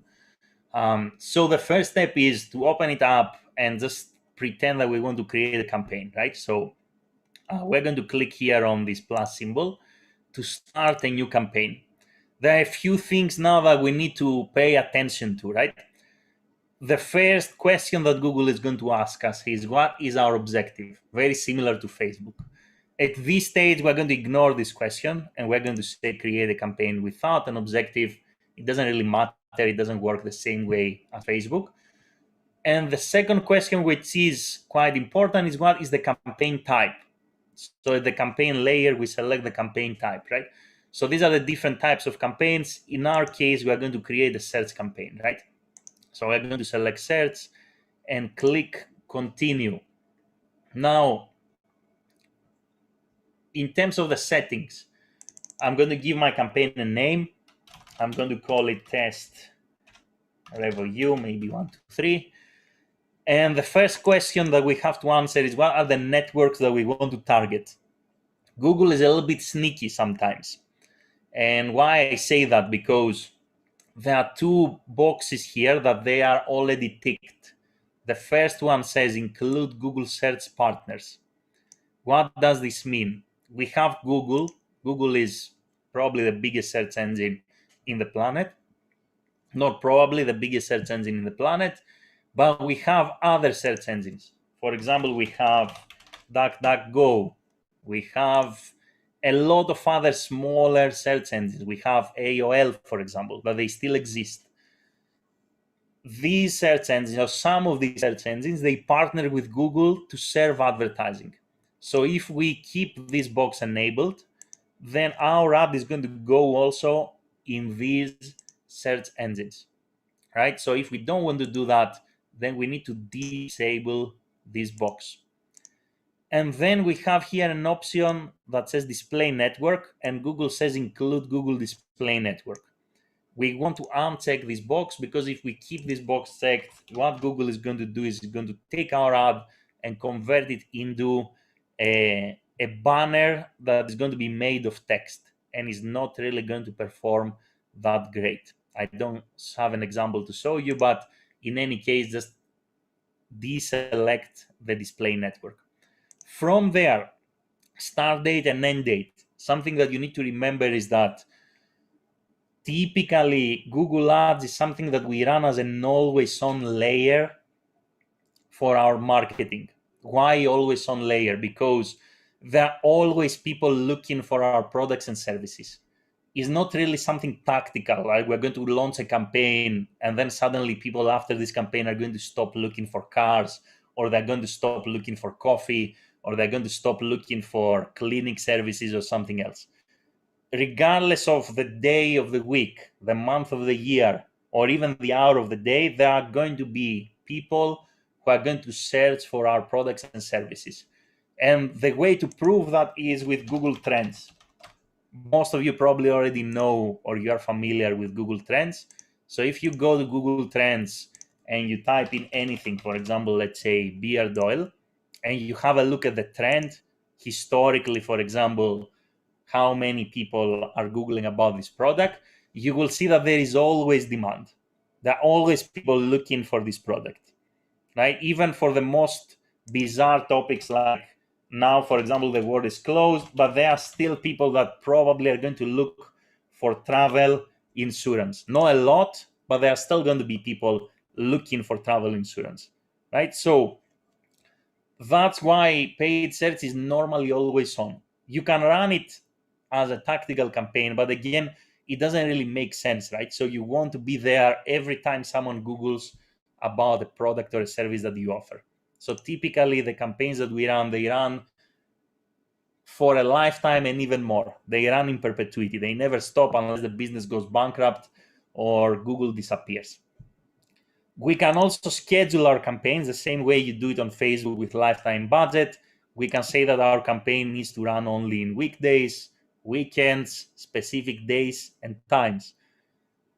Ideally, we need to do that after we get some data, right? So not really beforehand, right? So keep in mind that this option is available, but ideally we need to apply it after we get some data. In terms of geo-targeting now, very, very similar with Facebook ads. We have different layers that we can target. For example, we can target all of Indonesia, very straightforward. But we can target only, let's say, Java in Indonesia. Or we can target only, let's say, other provinces in Indonesia. We can target cities. For example, let's say Jakarta. But we can target neighborhoods within Jakarta. For example, East Jakarta, West Jakarta, or let's say Singapore, just to give you an example of a neighborhood. We can go and we can target Bukit Timah neighborhood, Orchard neighborhood, Raffles Place neighborhood, and so forth, right? So we can go and target the entire country. We can target a province. We can target a neighborhood within a city. We can target airports. So that's a functionality that is very, very important in a world post-COVID-19, assuming that there are going to be tourists and business travelers. You can target international airports, you can target domestic airports, specifically only the airport, or you can go and you can target a radius around the location, very similar with what you can do on Facebook. For example, you can say 2 miles around, let's say, Raffles Place. And by doing that, I'm just going to make sure my ad is only going to go 2 miles around this location. Why we want to do that? We may want to target affluent neighborhoods. We may want to target places that they have luxury hotels, golf resorts, Michelin star restaurants, industrial areas, residential areas, areas that are considered CBD, central business districts, areas that are flooded by tourists, areas that are into agriculture. Depending on the industry, you may want to target different locations. That's up to you to decide, right? And we also have some location options that, again, they will remind you a lot of what you've seen on Facebook. 3 options here. The default is presence or interest. What does this mean? So I have an example here, and that's why I Google co-working spaces in Dubai. So I typed in co-working spaces in a location, and you can see now that I got ads that are relevant to Dubai. These ads here are not really targeting Singapore. They are targeting UAE. Why am I able, let's say, to see these ads? Because these guys here, their campaigns are set to presence or interest, which means if I type in co-working spaces in, let's say, Hong Kong or London or let's say any location, I'm going to get ads that are relevant to this location. Again, these ads are not targeted to Greece or Singapore or other countries. They are targeted to Hong Kong. However, these people, they have the campaign set as presence or interest. So if people have shown interest in your target locations by typing in this location, then your ad is going to show up to these guys. Does it make sense? If you are a co-working space, it makes sense. If you are an incorporation service, it makes sense. If you are a cleaning service, it makes no sense. If you are a mall inside the location, it makes no sense.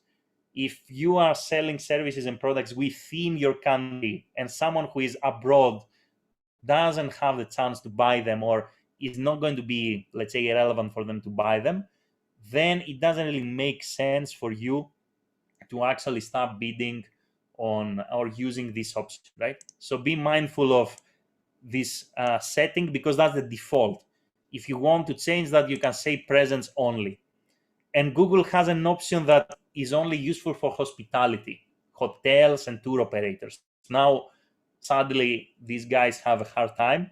But if the world reopens, and let's say you are working for a hotel or a tour provider in Bali or in Jakarta, these people will get visitors from all over the world. So it doesn't really make sense for you to target 50 countries. What you can do is you can say, I'm going to target Bali and I'm going to choose search interest, which means if someone is in Peru, in Mongolia, in whatever place, and they type in hotels in Bali, I'm going to show my ads to these guys, right? Because they looked for a hotel in my location, right? So that's the three different options that you have to play with in Google Ads. Most commonly, we use either presence, which is the most common, let's say, setting, or presence or interest if we are this type of service like a co-working space and it makes sense for us. Then we have languages. So languages, if you have, let's say, an Indonesian website and your ads are in Bahasa Indonesia, your keywords are in Bahasa Indonesian, you may want to set your targeting as Indonesian. If, however, you have, let's say, English keywords, or you foresee that people from a lot of different ethnicities are going to, let's say, Google for your products and services, then you can leave it to all languages, right? So that's my recommendation here. So if, let's say, you are using Latin characters and English language and your website is in English, then leave it as all languages. If you specifically, let's say, cater only to Indonesians or only to, I don't know, Arabic language, then change the language to whatever is the local one, right? So you don't want someone to type in, let's say, a query and see an ad in a foreign language that they don't really understand, right? So that's more or less with our settings here with the languages. And the last bit, which is the most important that we're going to spend the remainder of our time, is budget. So budget basically is relevant to how much budget do we want to spend per day. Now, I told you before that Google is a little bit sneaky, and I'm not going to take it back because here what Google says is, if let's say I put a budget of $10, there is some fine print that we need to be aware of. So Google says that for the month, you won't pay more than your daily budget times the average number of days in a month. So what Google is saying us to here is saying that if your daily budget is $10, for the month, we're going to make sure that you're going to spend a maximum of 300. Right? So 10 times 30 days, average number of days in a month. But then they continue and they say some days you might spend less than your daily budget, that's fine. And other days you might spend to twice as much. Twice as much means that if my daily budget is 10, Google may spend $20. Right? So whatever you put here, Google can potentially go double that amount. Keep that in mind to avoid surprises, right? So if let's say you are on a testing mode and you just have an absolute cap, just keep that in mind when you are setting your budget, because Google can go massively overboard sometimes, right? So we need to be mindful of our daily budget. How do we set our daily budget now? I think there was a question that gave us more or less a first awareness of how this happens. after we are decided on our account structure, and I know, for example, that this is, let's say, the account structure that I want to create, then what I need to do basically is I need to create the list of keywords that are going to be included in my campaign. Keep in mind that in Google, the budget goes at the campaign layer. So this is where the budget is going to go. Every campaign is going to have its own budget, right? So the budget goes at the campaign layer, not at the ad group layer, right? So all the ad groups are going to feed from the same campaign. So every campaign should have a daily budget. So I decided how many campaigns I'm going to have, and I decided, let's say, what are the keywords that I'm going to target under my campaigns. If this is the case now, what I need to do is I need to copy the keywords that I'm going to use for my campaign number 1, for example. And from there, I'm going to go to my keyword planner again. But this time, I'm not going to choose discovery. This time I'm going to choose get volume and forecast. And I'm going to paste these keywords in this box and click on get started. So after I click on get started, then we need to go and click on forecast on the top left hand side of our screen. And when I click on my forecast, Google is going to give me a forecast of what is expected to be my click-through rate, my cost per click, the number of clicks and impressions for this campaign. Keep in mind that whatever forecast you see here is relevant to a location and a language. If I change the location here from Singapore, let's say, to India, I'm going to get a very different forecast, most likely. If I change the campaign from, let's say, my location from India to United States, I'm going to get a very different forecast.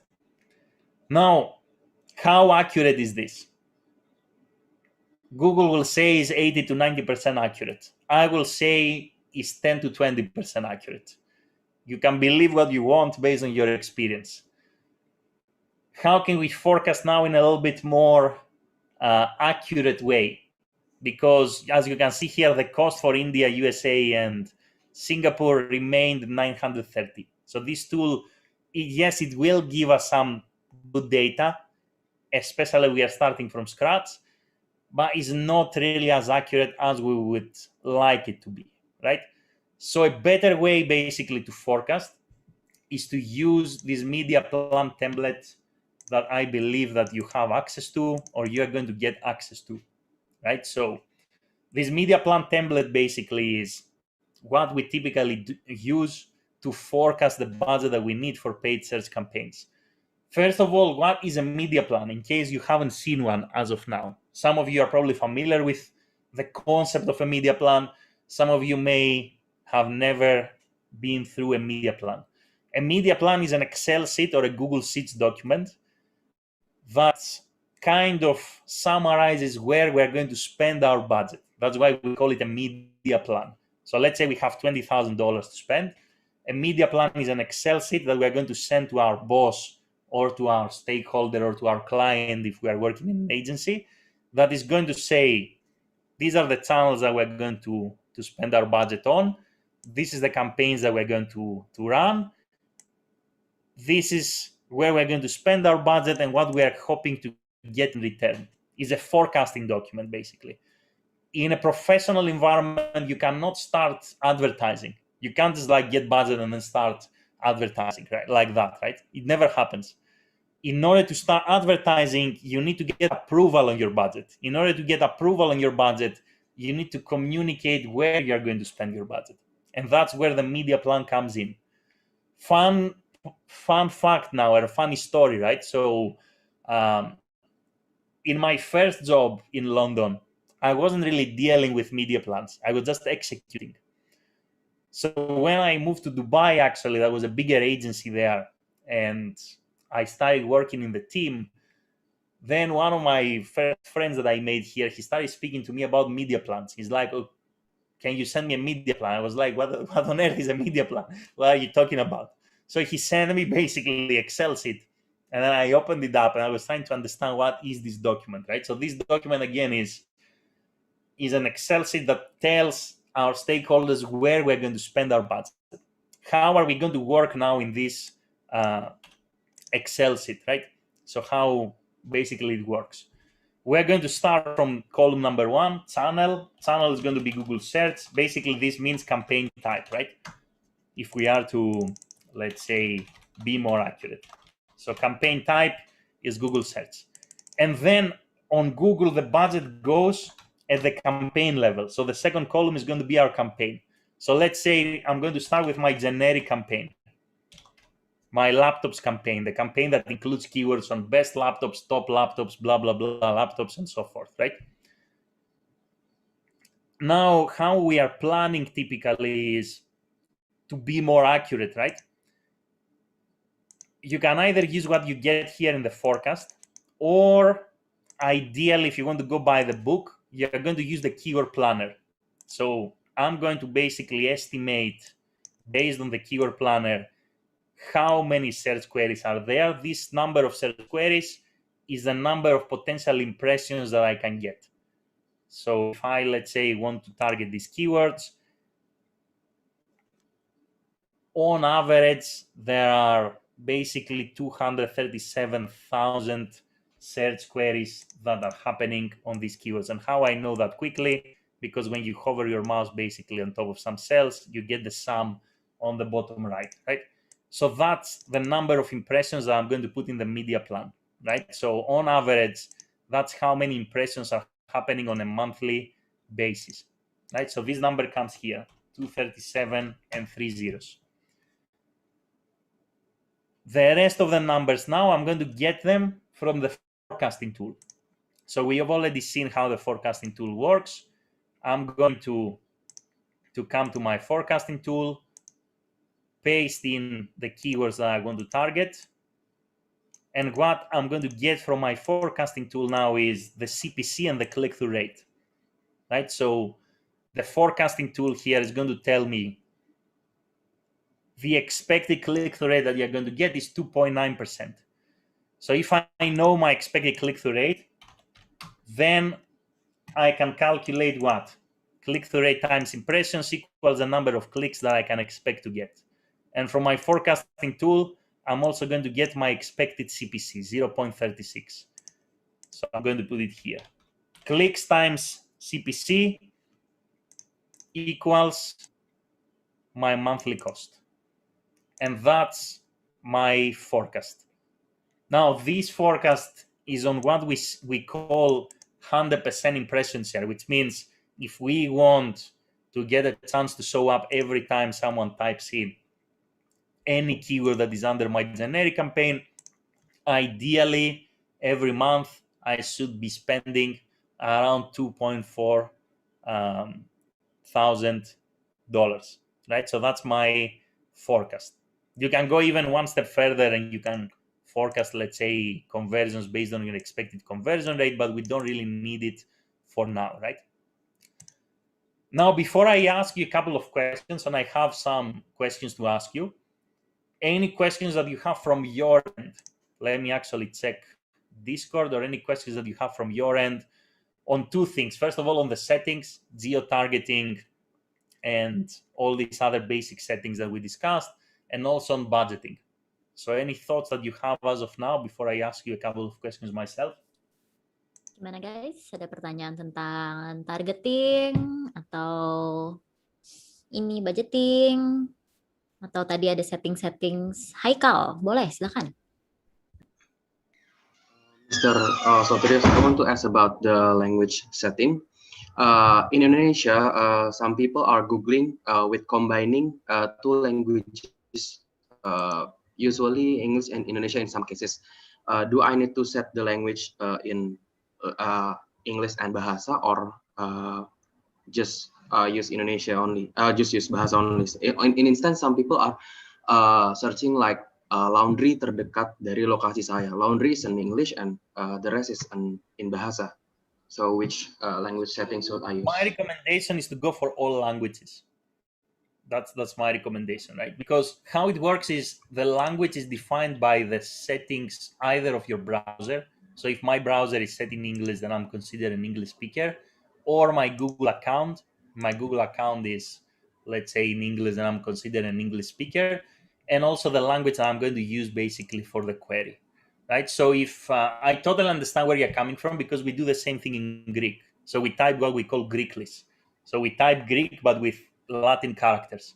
So instead of typing, let's say, my alphabet, then I'm typing the pronunciation of how this is going to, let's say, sound, but in Latin, right?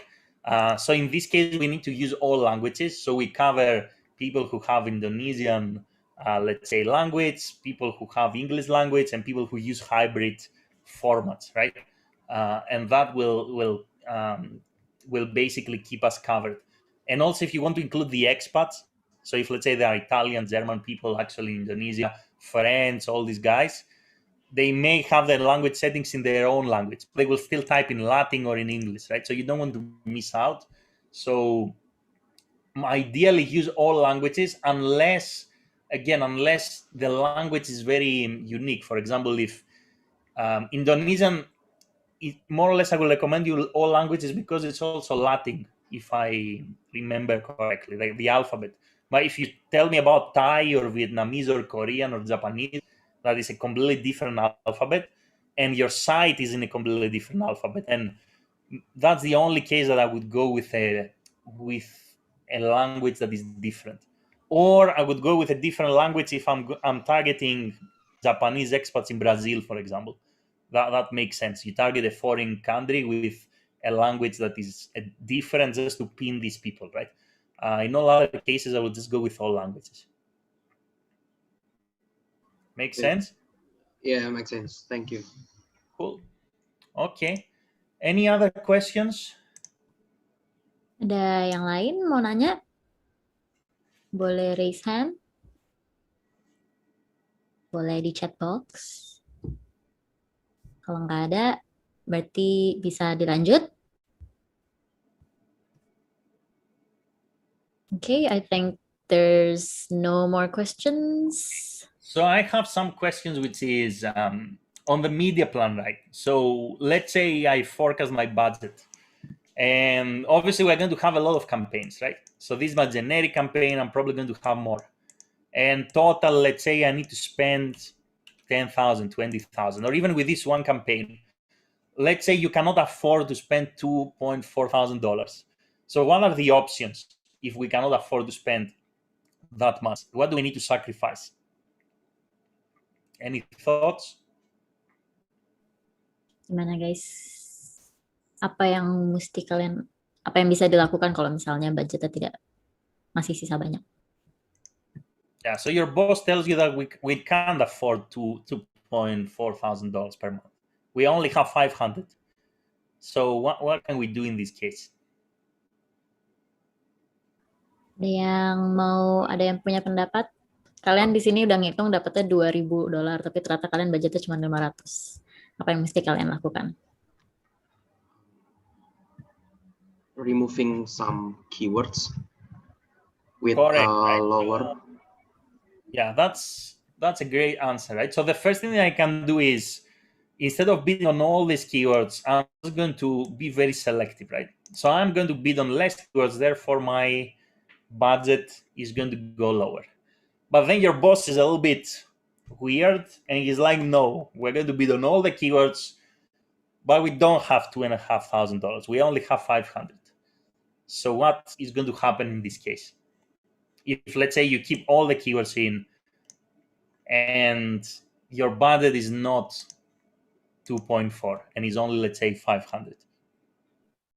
Guys, ternyata bos kalian aneh banget, nggak boleh ngurangin keywordnya. Apa yang bisa kalian lakukan? Tebak-tebak. Haikal mikir sampai miring-miring gitu kepalanya. Ih, jangan matiin kamera dong. Matiin kamera kan. Bercanda atuh. Ish. So tahun nih lagi. Apologize. Felicia said apologize. Rizky said resign. Anyway, Salsa, lower the bid or CPC. Yeah, so we can lower the CPC, but this may not always solve the problem, right? So, and obviously we don't want to resign, right?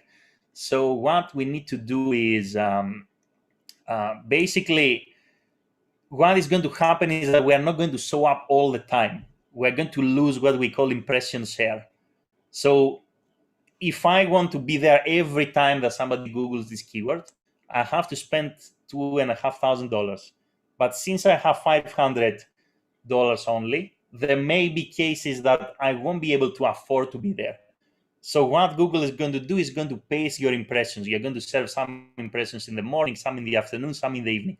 But there are going to be occasions where people are going to type in accounting companies or co-working spaces, and you're not going to be there. And that's very important because that's the number one question that every SME will ask at least 5 times to their freelancer or to their agency. Or even your boss will ask you at least 5 times why I cannot see my ads.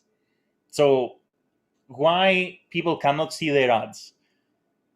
Most typical answer is because they cannot afford to be there all the time. The industry is worth a crazy number in terms of budget, and we have only $10 a day.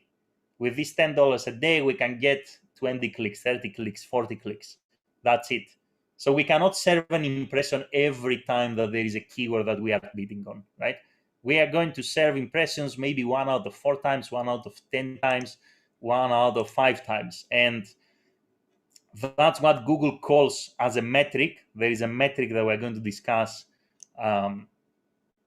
probably next week, which is called impression share. So this metric that you see here, basically, let me highlight it, right? So impression share basically is telling us how many times as a percentage we showed up, right? So let's say if there are 100 queries, as a percentage, for example, we showed up 11% of the time, right? So we are losing impressions here, basically, right? And we are losing impressions here for 2 reasons. Number one, because we cannot afford to be there, or because we are losing the auction.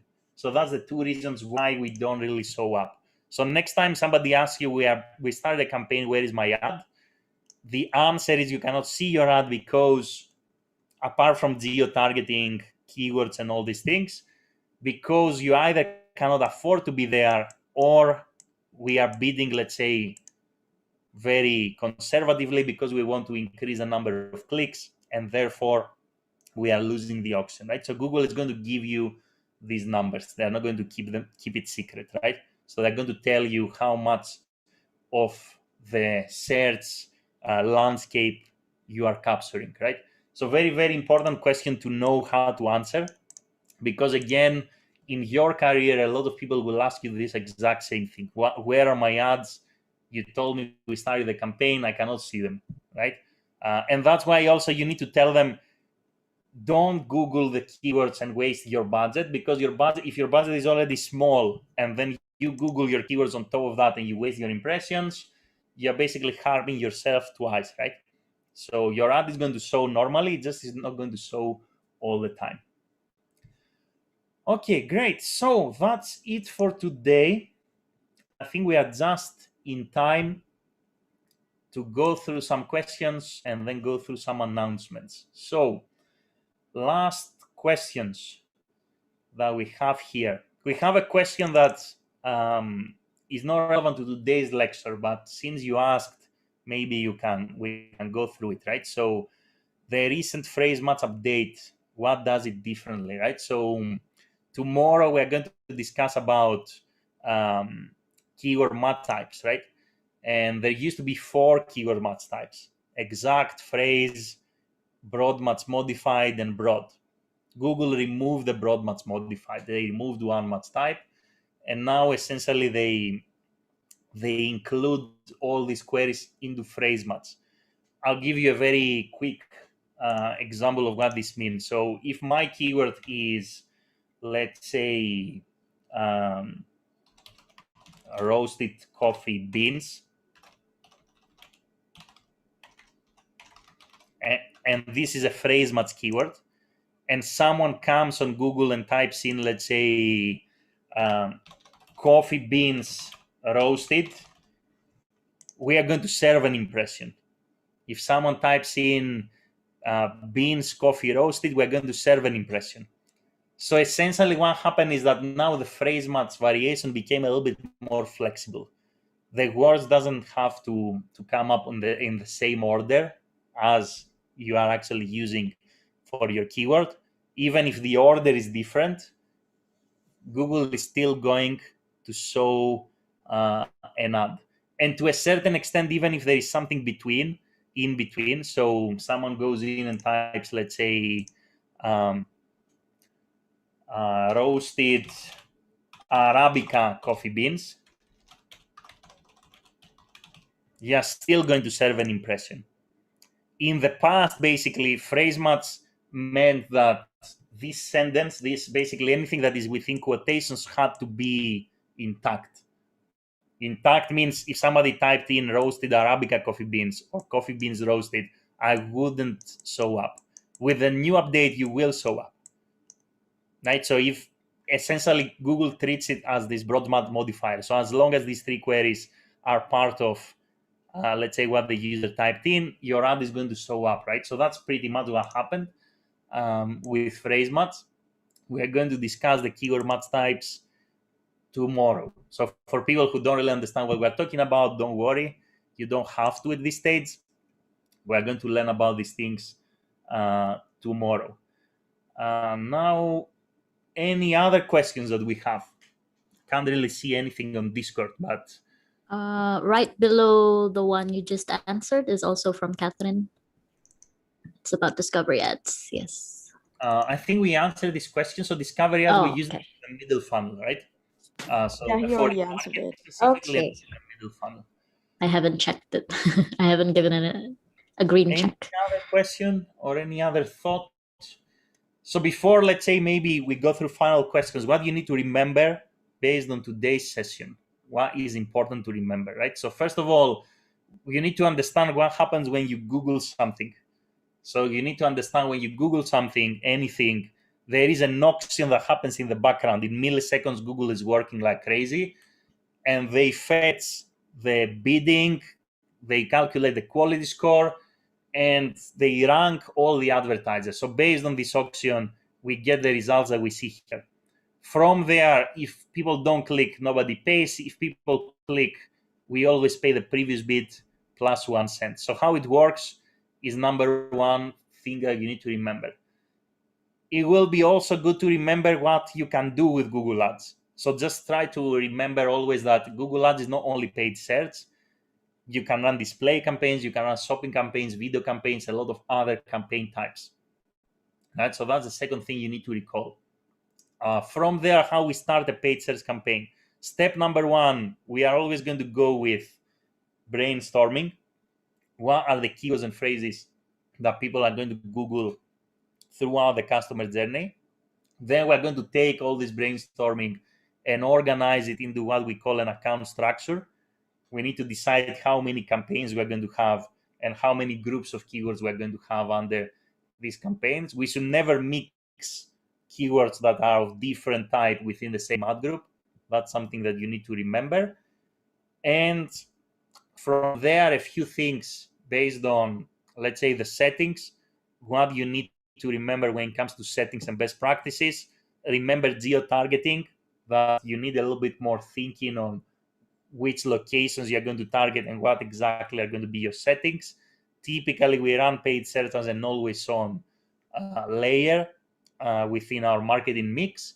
And when it comes to budgeting, once I have clarity on my account structure, then there is a specific process that we go through, right? So step number one is I fetch ideas on basically keywords.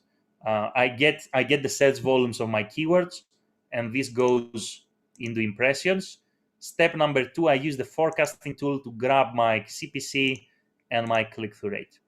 And based on these three numbers, basically, I calculate how much budget I need to spend per campaign. And I complete my media plan one row at a time. That's how we budget for a paid sales campaign. In case you don't have budget, then there are two ways to go. that you already actually gave the answer for. Either you top keywords, you slash keywords and you bid on lesser keywords, or you accept the fact that you are not going to cover, you're not going to be there all the time. Your impression share is going to get a toll, basically, right? So you're not going to be there all the time. You're going to be there 1 out of 3 times, 1 out of 4 times, depending on the budget that you have. So that's what you need to remember as of today. Great. So last questions or thoughts, or everything is super easy and that's it. Gimana guys? Oh, ada Rizky. Boleh silakan. Hello, sir. I want to ask, is it possible if we put our e-commerce links to our GS campaign, or maybe if, for example, I have a Shopee account for my stuff to sell, and I running an ad in Shopee, is it needed for Google Ads, or maybe from Shopee Ads will show my ads in Google search page. Thank you. So we do have audiences the same way you have audiences on Facebook, you have audiences on Google. However, and we can also add audiences that are our previous customers. However, there are 2 things you need to remember. Number one, that paid search is not audience based. The targeting is keyword based.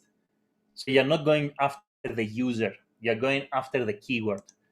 Your targeting is the keywords that you're going to include, right? It's not specific people.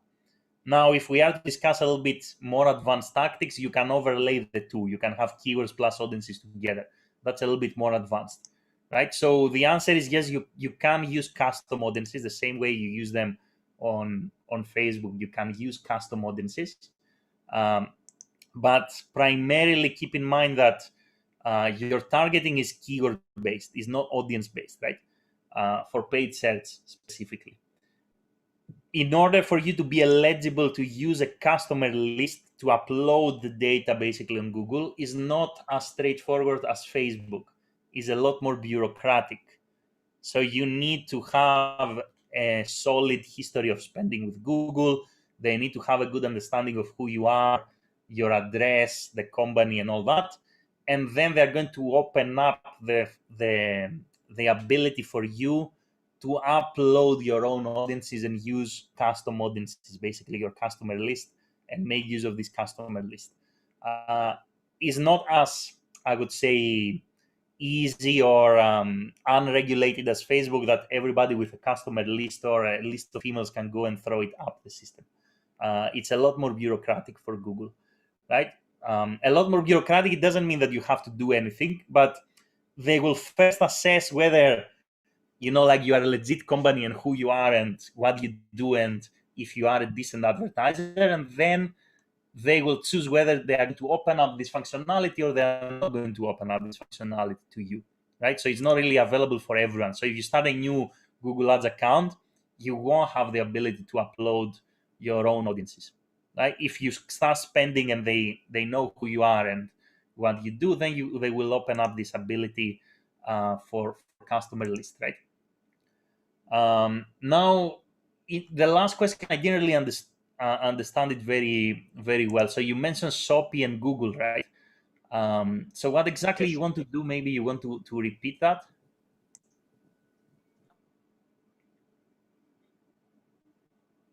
So you have Shopee ads, you have Google ads.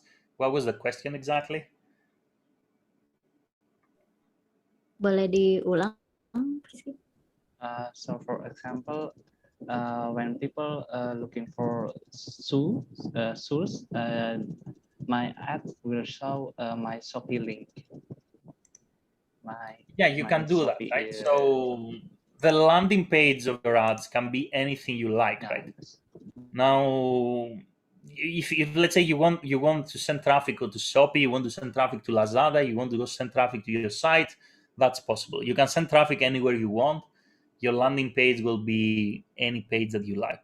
Of course, that will have some, let's say, a little bit of impact, right? For example, if you send traffic to Shopee, then your analytics will come from Shopee, right? If you send traffic to your own website, then you control the entire customer journey. But it is possible you can send traffic anywhere you want.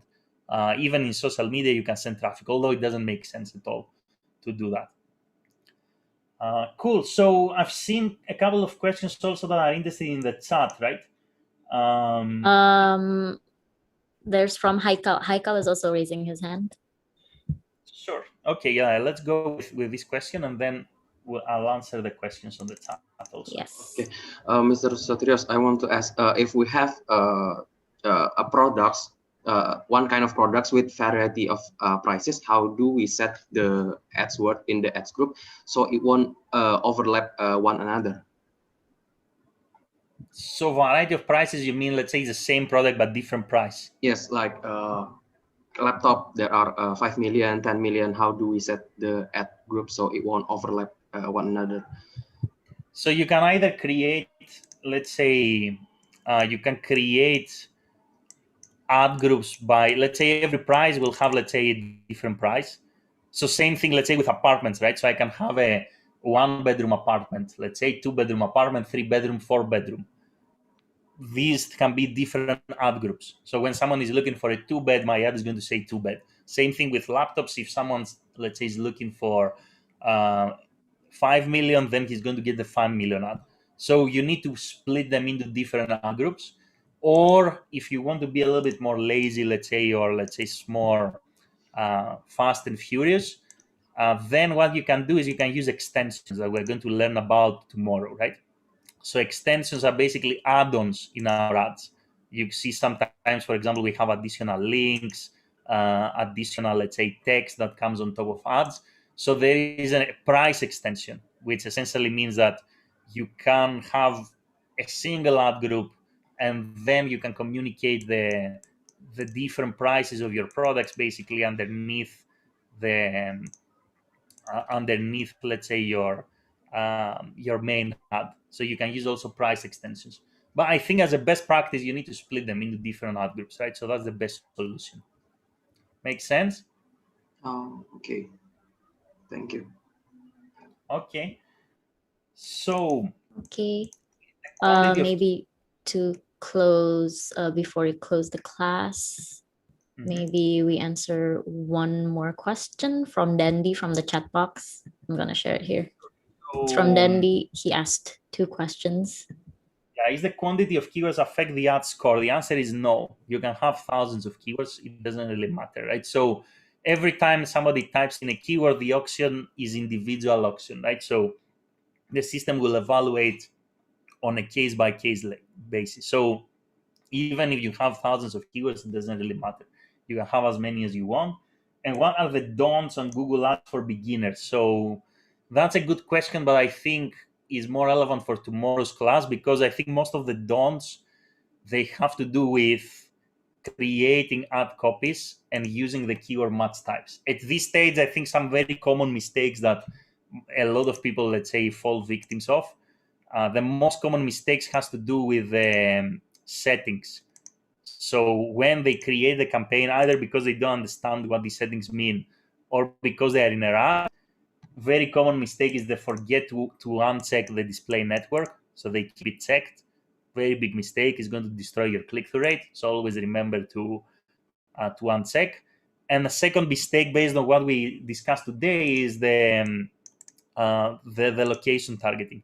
So they just, they don't open up basically this setting. So they assume that, oh, I'm targeting Singapore and it's Singapore, where in reality it's presence or interest, right? So they fail actually to have a look at the deeper settings. And a third common mistake is they use different keywords inside the same ad group. So they create ad groups that are completely unrelated. So imagine, let's say, you have an ad group that has a keyword rent apartments and a keyword buy houses, and they are under the same group, right? So this creates a situation where in a lot of cases your quality score will suffer, because if someone types in, let's say, buy apartments, what is your ad copy going to say, and where are you going to send them? Are you going to send them to buy, to rent? It's going to be confusing, right? So that's the third mistake, is they they make some very obvious organizational let's say they fall into the trap of putting a bunch of unrelated keywords under the same ad group. That's the 3 mistakes you need to note for today, and then tomorrow we can discuss more. Cool. Cool. Thank you so much, Sotirio. So we have run out of time. There's no, right? I'm just going to give one word also, maybe more in that lecture, but short answer is no. Oh, for Andri. For Andri. Yes. Okay. Okay, Andri, the short answer is no, yeah, Andri, but Sotirius is going to elaborate more on the next lecture. Okay, so yes, that's the end of the class. Thank you so much, everyone, for all the questions. Thank you so much, Sotirios, for answering all the questions and for a very clear first lecture about Google Ads. I am now going to take over, if you don't mind, so I can explain about the assignment. Since you are already familiar with the assignment, you can go rest if you want to. It's okay. You don't have to stick around. Bye, guys. See you tomorrow. Thank you, Sotirio. Thank See you you, Sotirio. tomorrow. See See you you. tomorrow. Thanks. Thank you. Thank you very much. See you tomorrow. Kamsahamnida. Wah, sudah. Oke, teman-teman. Aku pinjam waktunya 10 menit ya untuk menjelaskan tentang assignment kalian. Tadi udah ada yang nyadar juga, ada yang upload assignment. Iya, itu aku yang upload assignment.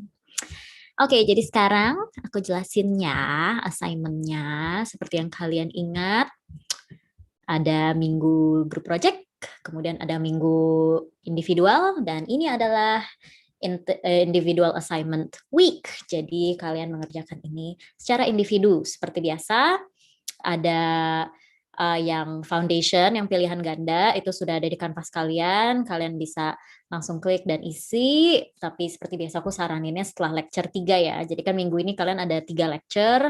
Lecture 3 itu hari Rabu. Jadi aku saranin kalian kerjain foundation itu setelah hari Rabu, biar kalian sudah dapat semua materinya dan kalian bisa mengerjakannya tanpa bingung.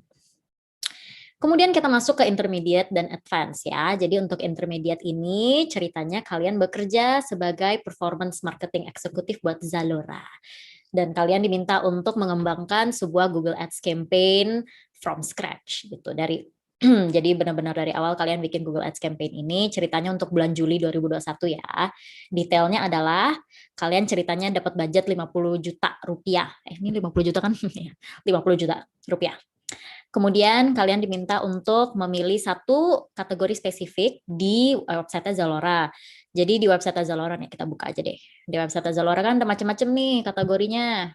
Kita coba klik wanita nih, ada terbaru, ada luxury, ada zalokal, ada pakaian, sepatu, tas, blablabla. Ini kan semua kategori mereka nih.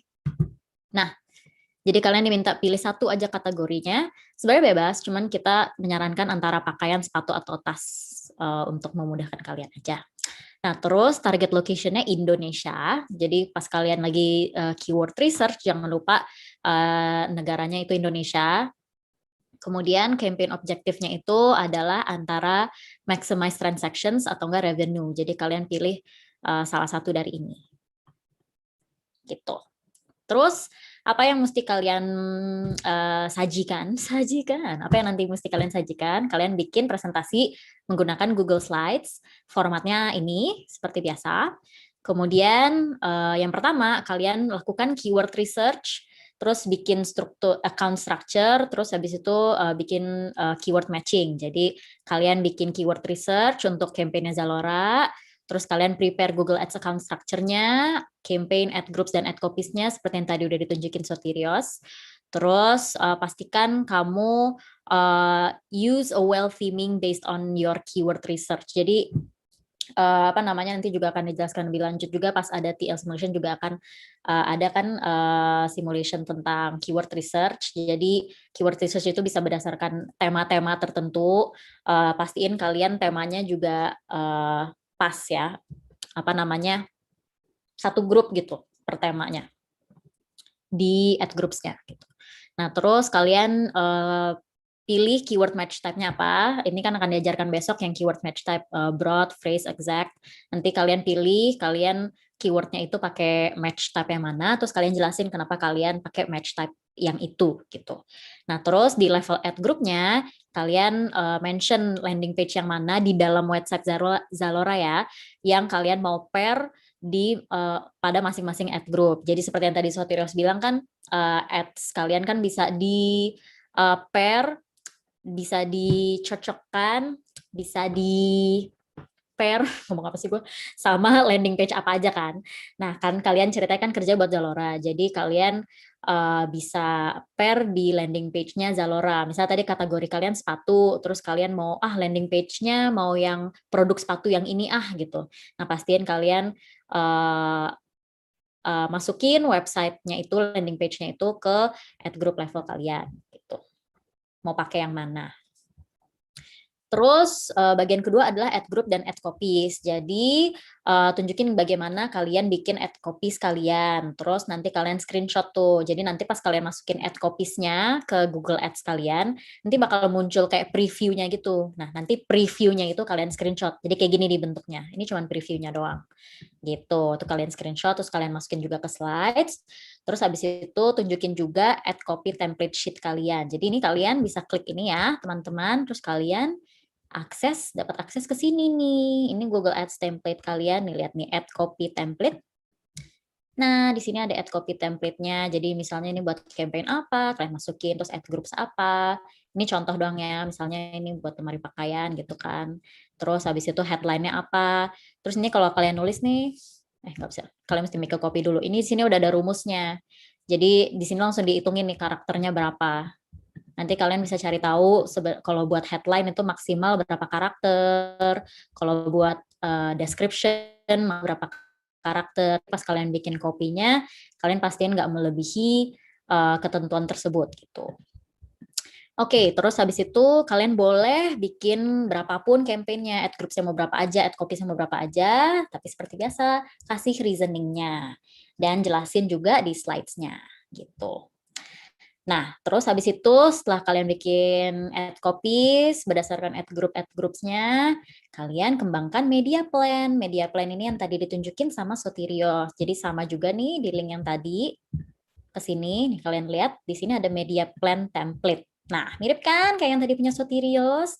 Dan ini juga udah ada rumusnya. Jadi kalian baru-baru tinggal kayak masukin angkanya doang nih, kayak yang tadi forecast, kalian tinggal masukin estimated CTR-nya berapa, estimated CPC-nya berapa, terus nanti si template ini akan hitungin buat kalian. Enak kan kalau ada media plan ini. Nanti kalau kalian kerja beneran, kalian bisa juga nih contek-contek media plan-nya buat pekerjaan kalian. Gitu. Jadi kalian bikin media plan berdasarkan account struktur kalian. Terus pilih bidding strateginya. Bidding strategi ini harusnya berhubungan dengan campaign objektif yang tadi kamu pilih kan di awal aku bilang nih kalian boleh pilih antara maximize transactions atau revenue. Nah, yang mana kalian pilih itu akan mempengaruhi pilihan bidding strategi kalian. Terus jelasin kenapa kalian pilih itu gitu. Nah, terus you can set up the campaign using your personal Google Ads account atau pakai group account kalian. Tuh, kalian boleh pakai group account atau boleh pakai personal at Google Ads kalian. Soalnya kan kalau buat keyword research juga ya kayak cuman research aja. Terus please upload your slides in your Google Drive folder. Seperti biasa di folder yang kalian udah bikin ya, yang kita semua ada akses. Terus paste the link to the assignment submission form. Gitu. Seperti biasa. Itu untuk intermediate. Kemudian untuk advanced. Untuk advanced ceritanya kalian kerjanya as a performance marketing executive di sebuah company pencari karir gitu. Terus kalian minta untuk menganalisa Google Ads performance untuk Mei 2021. Jadi kalian bisa ikuti instruksi berikut ini. Open this historical data. Jadi kalian dapat historical data ini. Ingat nggak sih yang pas MPBA ya? Apa marketing analytics yang dapat senyum? Itu di mana sih? Mirip kan historical datanya. Marketing analytics yang pas senyum, ya. Gitu. Jadi kalian dapat akses data ini. Nggak sepusing yang pas senyum sih menurut gue, ya nggak sih? Terus kalian bisa terserah mau pakai pivot table atau mau masukin ke GDS biar lebih cantik, terserah kalian. Terus nanti kalian disuruh identifikasi top 5 best performing keywords based on cost per conversion, terus identifikasi top 3 best performing keyword themes. Jadi ada tema-temanya nih, coba kita lihat lagi. Ada tema-temanya nih, ini tema-temanya ada jobs, ada hiring, ada job street, ini tema-tema keywords mereka ceritanya. Terus kalian cari tahu yang mana sih yang paling best perform gitu. Terus jelaskan 3 action plan gitu, optimization plans yang akan kamu ambil berdasarkan data yang sudah kamu dapatkan gitu. Terus jelasin juga alasan kamu kenapa. Misalnya kayaknya keyword ini mesti di-pause nih, kayaknya yang ini mesti dinaikin nih biddingnya, atau yang ini kayaknya ad copy-nya kurang mesti dioptimisasiin gitu. Jadi kalian jelasin semua itu. Nah, kalau untuk advance ini dibikin di slides terpisah ya. Jadi W7S kalian bikin slides terpisah, terus di sini ditulis advance, terus dimasukin ke Google Drive kalian, terus di paste di assignment submission form deh. Seperti itu, teman-teman. Begitulah assignment kalian di minggu ini. Gitu, guys. Wah, bener kan 10 menit? Keren. Nah, kali ini bentuknya slide seperti yang ada yang tadi sudah dijelaskan. Tapi jangan lupa kita bisa cek loh histori kalian editnya kapan. Jadi jangan kumpulin sekarang, habis itu diedit nanti ya. Kita bisa lihat semuanya. Gitu guys. Gitu guys. Oke, dari aku sudah sepertinya, apalagi yang mesti aku sampaikan. Oh iya, ada lagi guys, ada lagi. Jadi aku mau nanya nih, besok kan kita ada kelas lecture 2, tapi bentuknya pre-recorded. Jadi pre-recordednya itu sekitar 1,5 jam, terus habis itu kita akan jam 8.30 ketemu Sotirios untuk sesi Q&A, gitu, secara langsung di kelas. Nah, aku mau nanya kalian, prefernya gimana nih untuk recordednya? Jadi kan besok aku akan share videonya kalau nggak salah bentuk link YouTube kalau nggak salah. Nah, terus kalian kayak mau masuk tetap seperti biasa kita masuk di jam 7, terus kalian bisa aku share videonya, terus kita nonton bareng-bareng di sini. Maksudnya kalian bisa nonton sendiri-sendiri di device kalian masing-masing. Karena kan kalau aku share screen kan kayak ngadet-ngadet gitu ya. Gitu. Jadi aku share ke kalian, terus kita ya udah nonton bareng aja di sini kan, jadi kayak dukungan moral pada nonton bareng-bareng, dia nonton di HP tapi kita masih bisa sama temen gitu, asik kan kayak gitu. Atau kalian kayak masuknya jam 8.30 aja lah pas ketemu sama Sotirios gitu. Yang jelas kan kita bakal tetap masuk kelas karena kalian kan perlu absen gitu. Ya udah aku buka polling aja deh. Aku udah baca beberapa di chat box. Ini bukan ya. Oke. Mau belajar bersama atau sendiri-sendiri? Bersama, karena dukungan moral ada yang terbaik. Sendiri-sendiri aja biar makin konsen nontonnya. Yang mana? Share now, mau stable Premier YouTube. Share sekarang, biar bisa lebih telat masuknya. Hehe. Sendirian bersama. Mandiri, hehe. Posesif semua, haha, maunya now, sendirian bersama. Oke. Bersama boleh. Baru 85% nih, ada yang belum voting nih. Tapi udah jelas sih siapa yang menang. Ya, aku empol deh. Oke guys, jadinya mau pada sendiri-sendiri aja ya, biar katanya makin konsen nontonnya. Berarti kalian masuk kelas, tapi kan tetap mau ada menti quiz ya guys. Kan tetap ada menti besok, berarti kalau 8.30 itu kita ketemu Soti, berarti kita mulai jam 8.20 ya untuk menti quiz. Jadi kalian masuk jam 8.20. Gitu guys. Setuju? Setuju? Setuju. Oke. Ditonton beneran ya guys. Iya bener, ditonton beneran ya. Itu adalah lecture loh. Berubah nggak tuh kalender? Kalendernya sekarang tetap jam 7 sampai jam 9 kan? Ya udah, biar kalau misalnya mau nggak bingung ya udah nanti aku ubah jamnya ya. Jadi jam 8.20 buat menti. Oke guys, kalau gitu aku mau share feedback form. Mana feedback form gua? Thank you banget yang hari ini sudah hadir menti dan sudah nanya banyak. Aku seneng deh kalian kayak nanya banyak gitu ke Soti. Semoga kalian belajar banyak ya. Google Ads is fun. Google Ads is fun. Semangat dong. Semangat dong. Baru jam 9.15. Aduh, masih pagi. Tadi lagu Esap gimana lagu Esap? Put your hands up. Oke guys, selamat malam, selamat beristirahat ya teman-teman. Ya, silakan kalau kalian mau istirahat. Istirahat sambil nugas juga boleh guys. Thank you semua. Ini masih ada tanya ya. Selamat malam guys. See ya besok.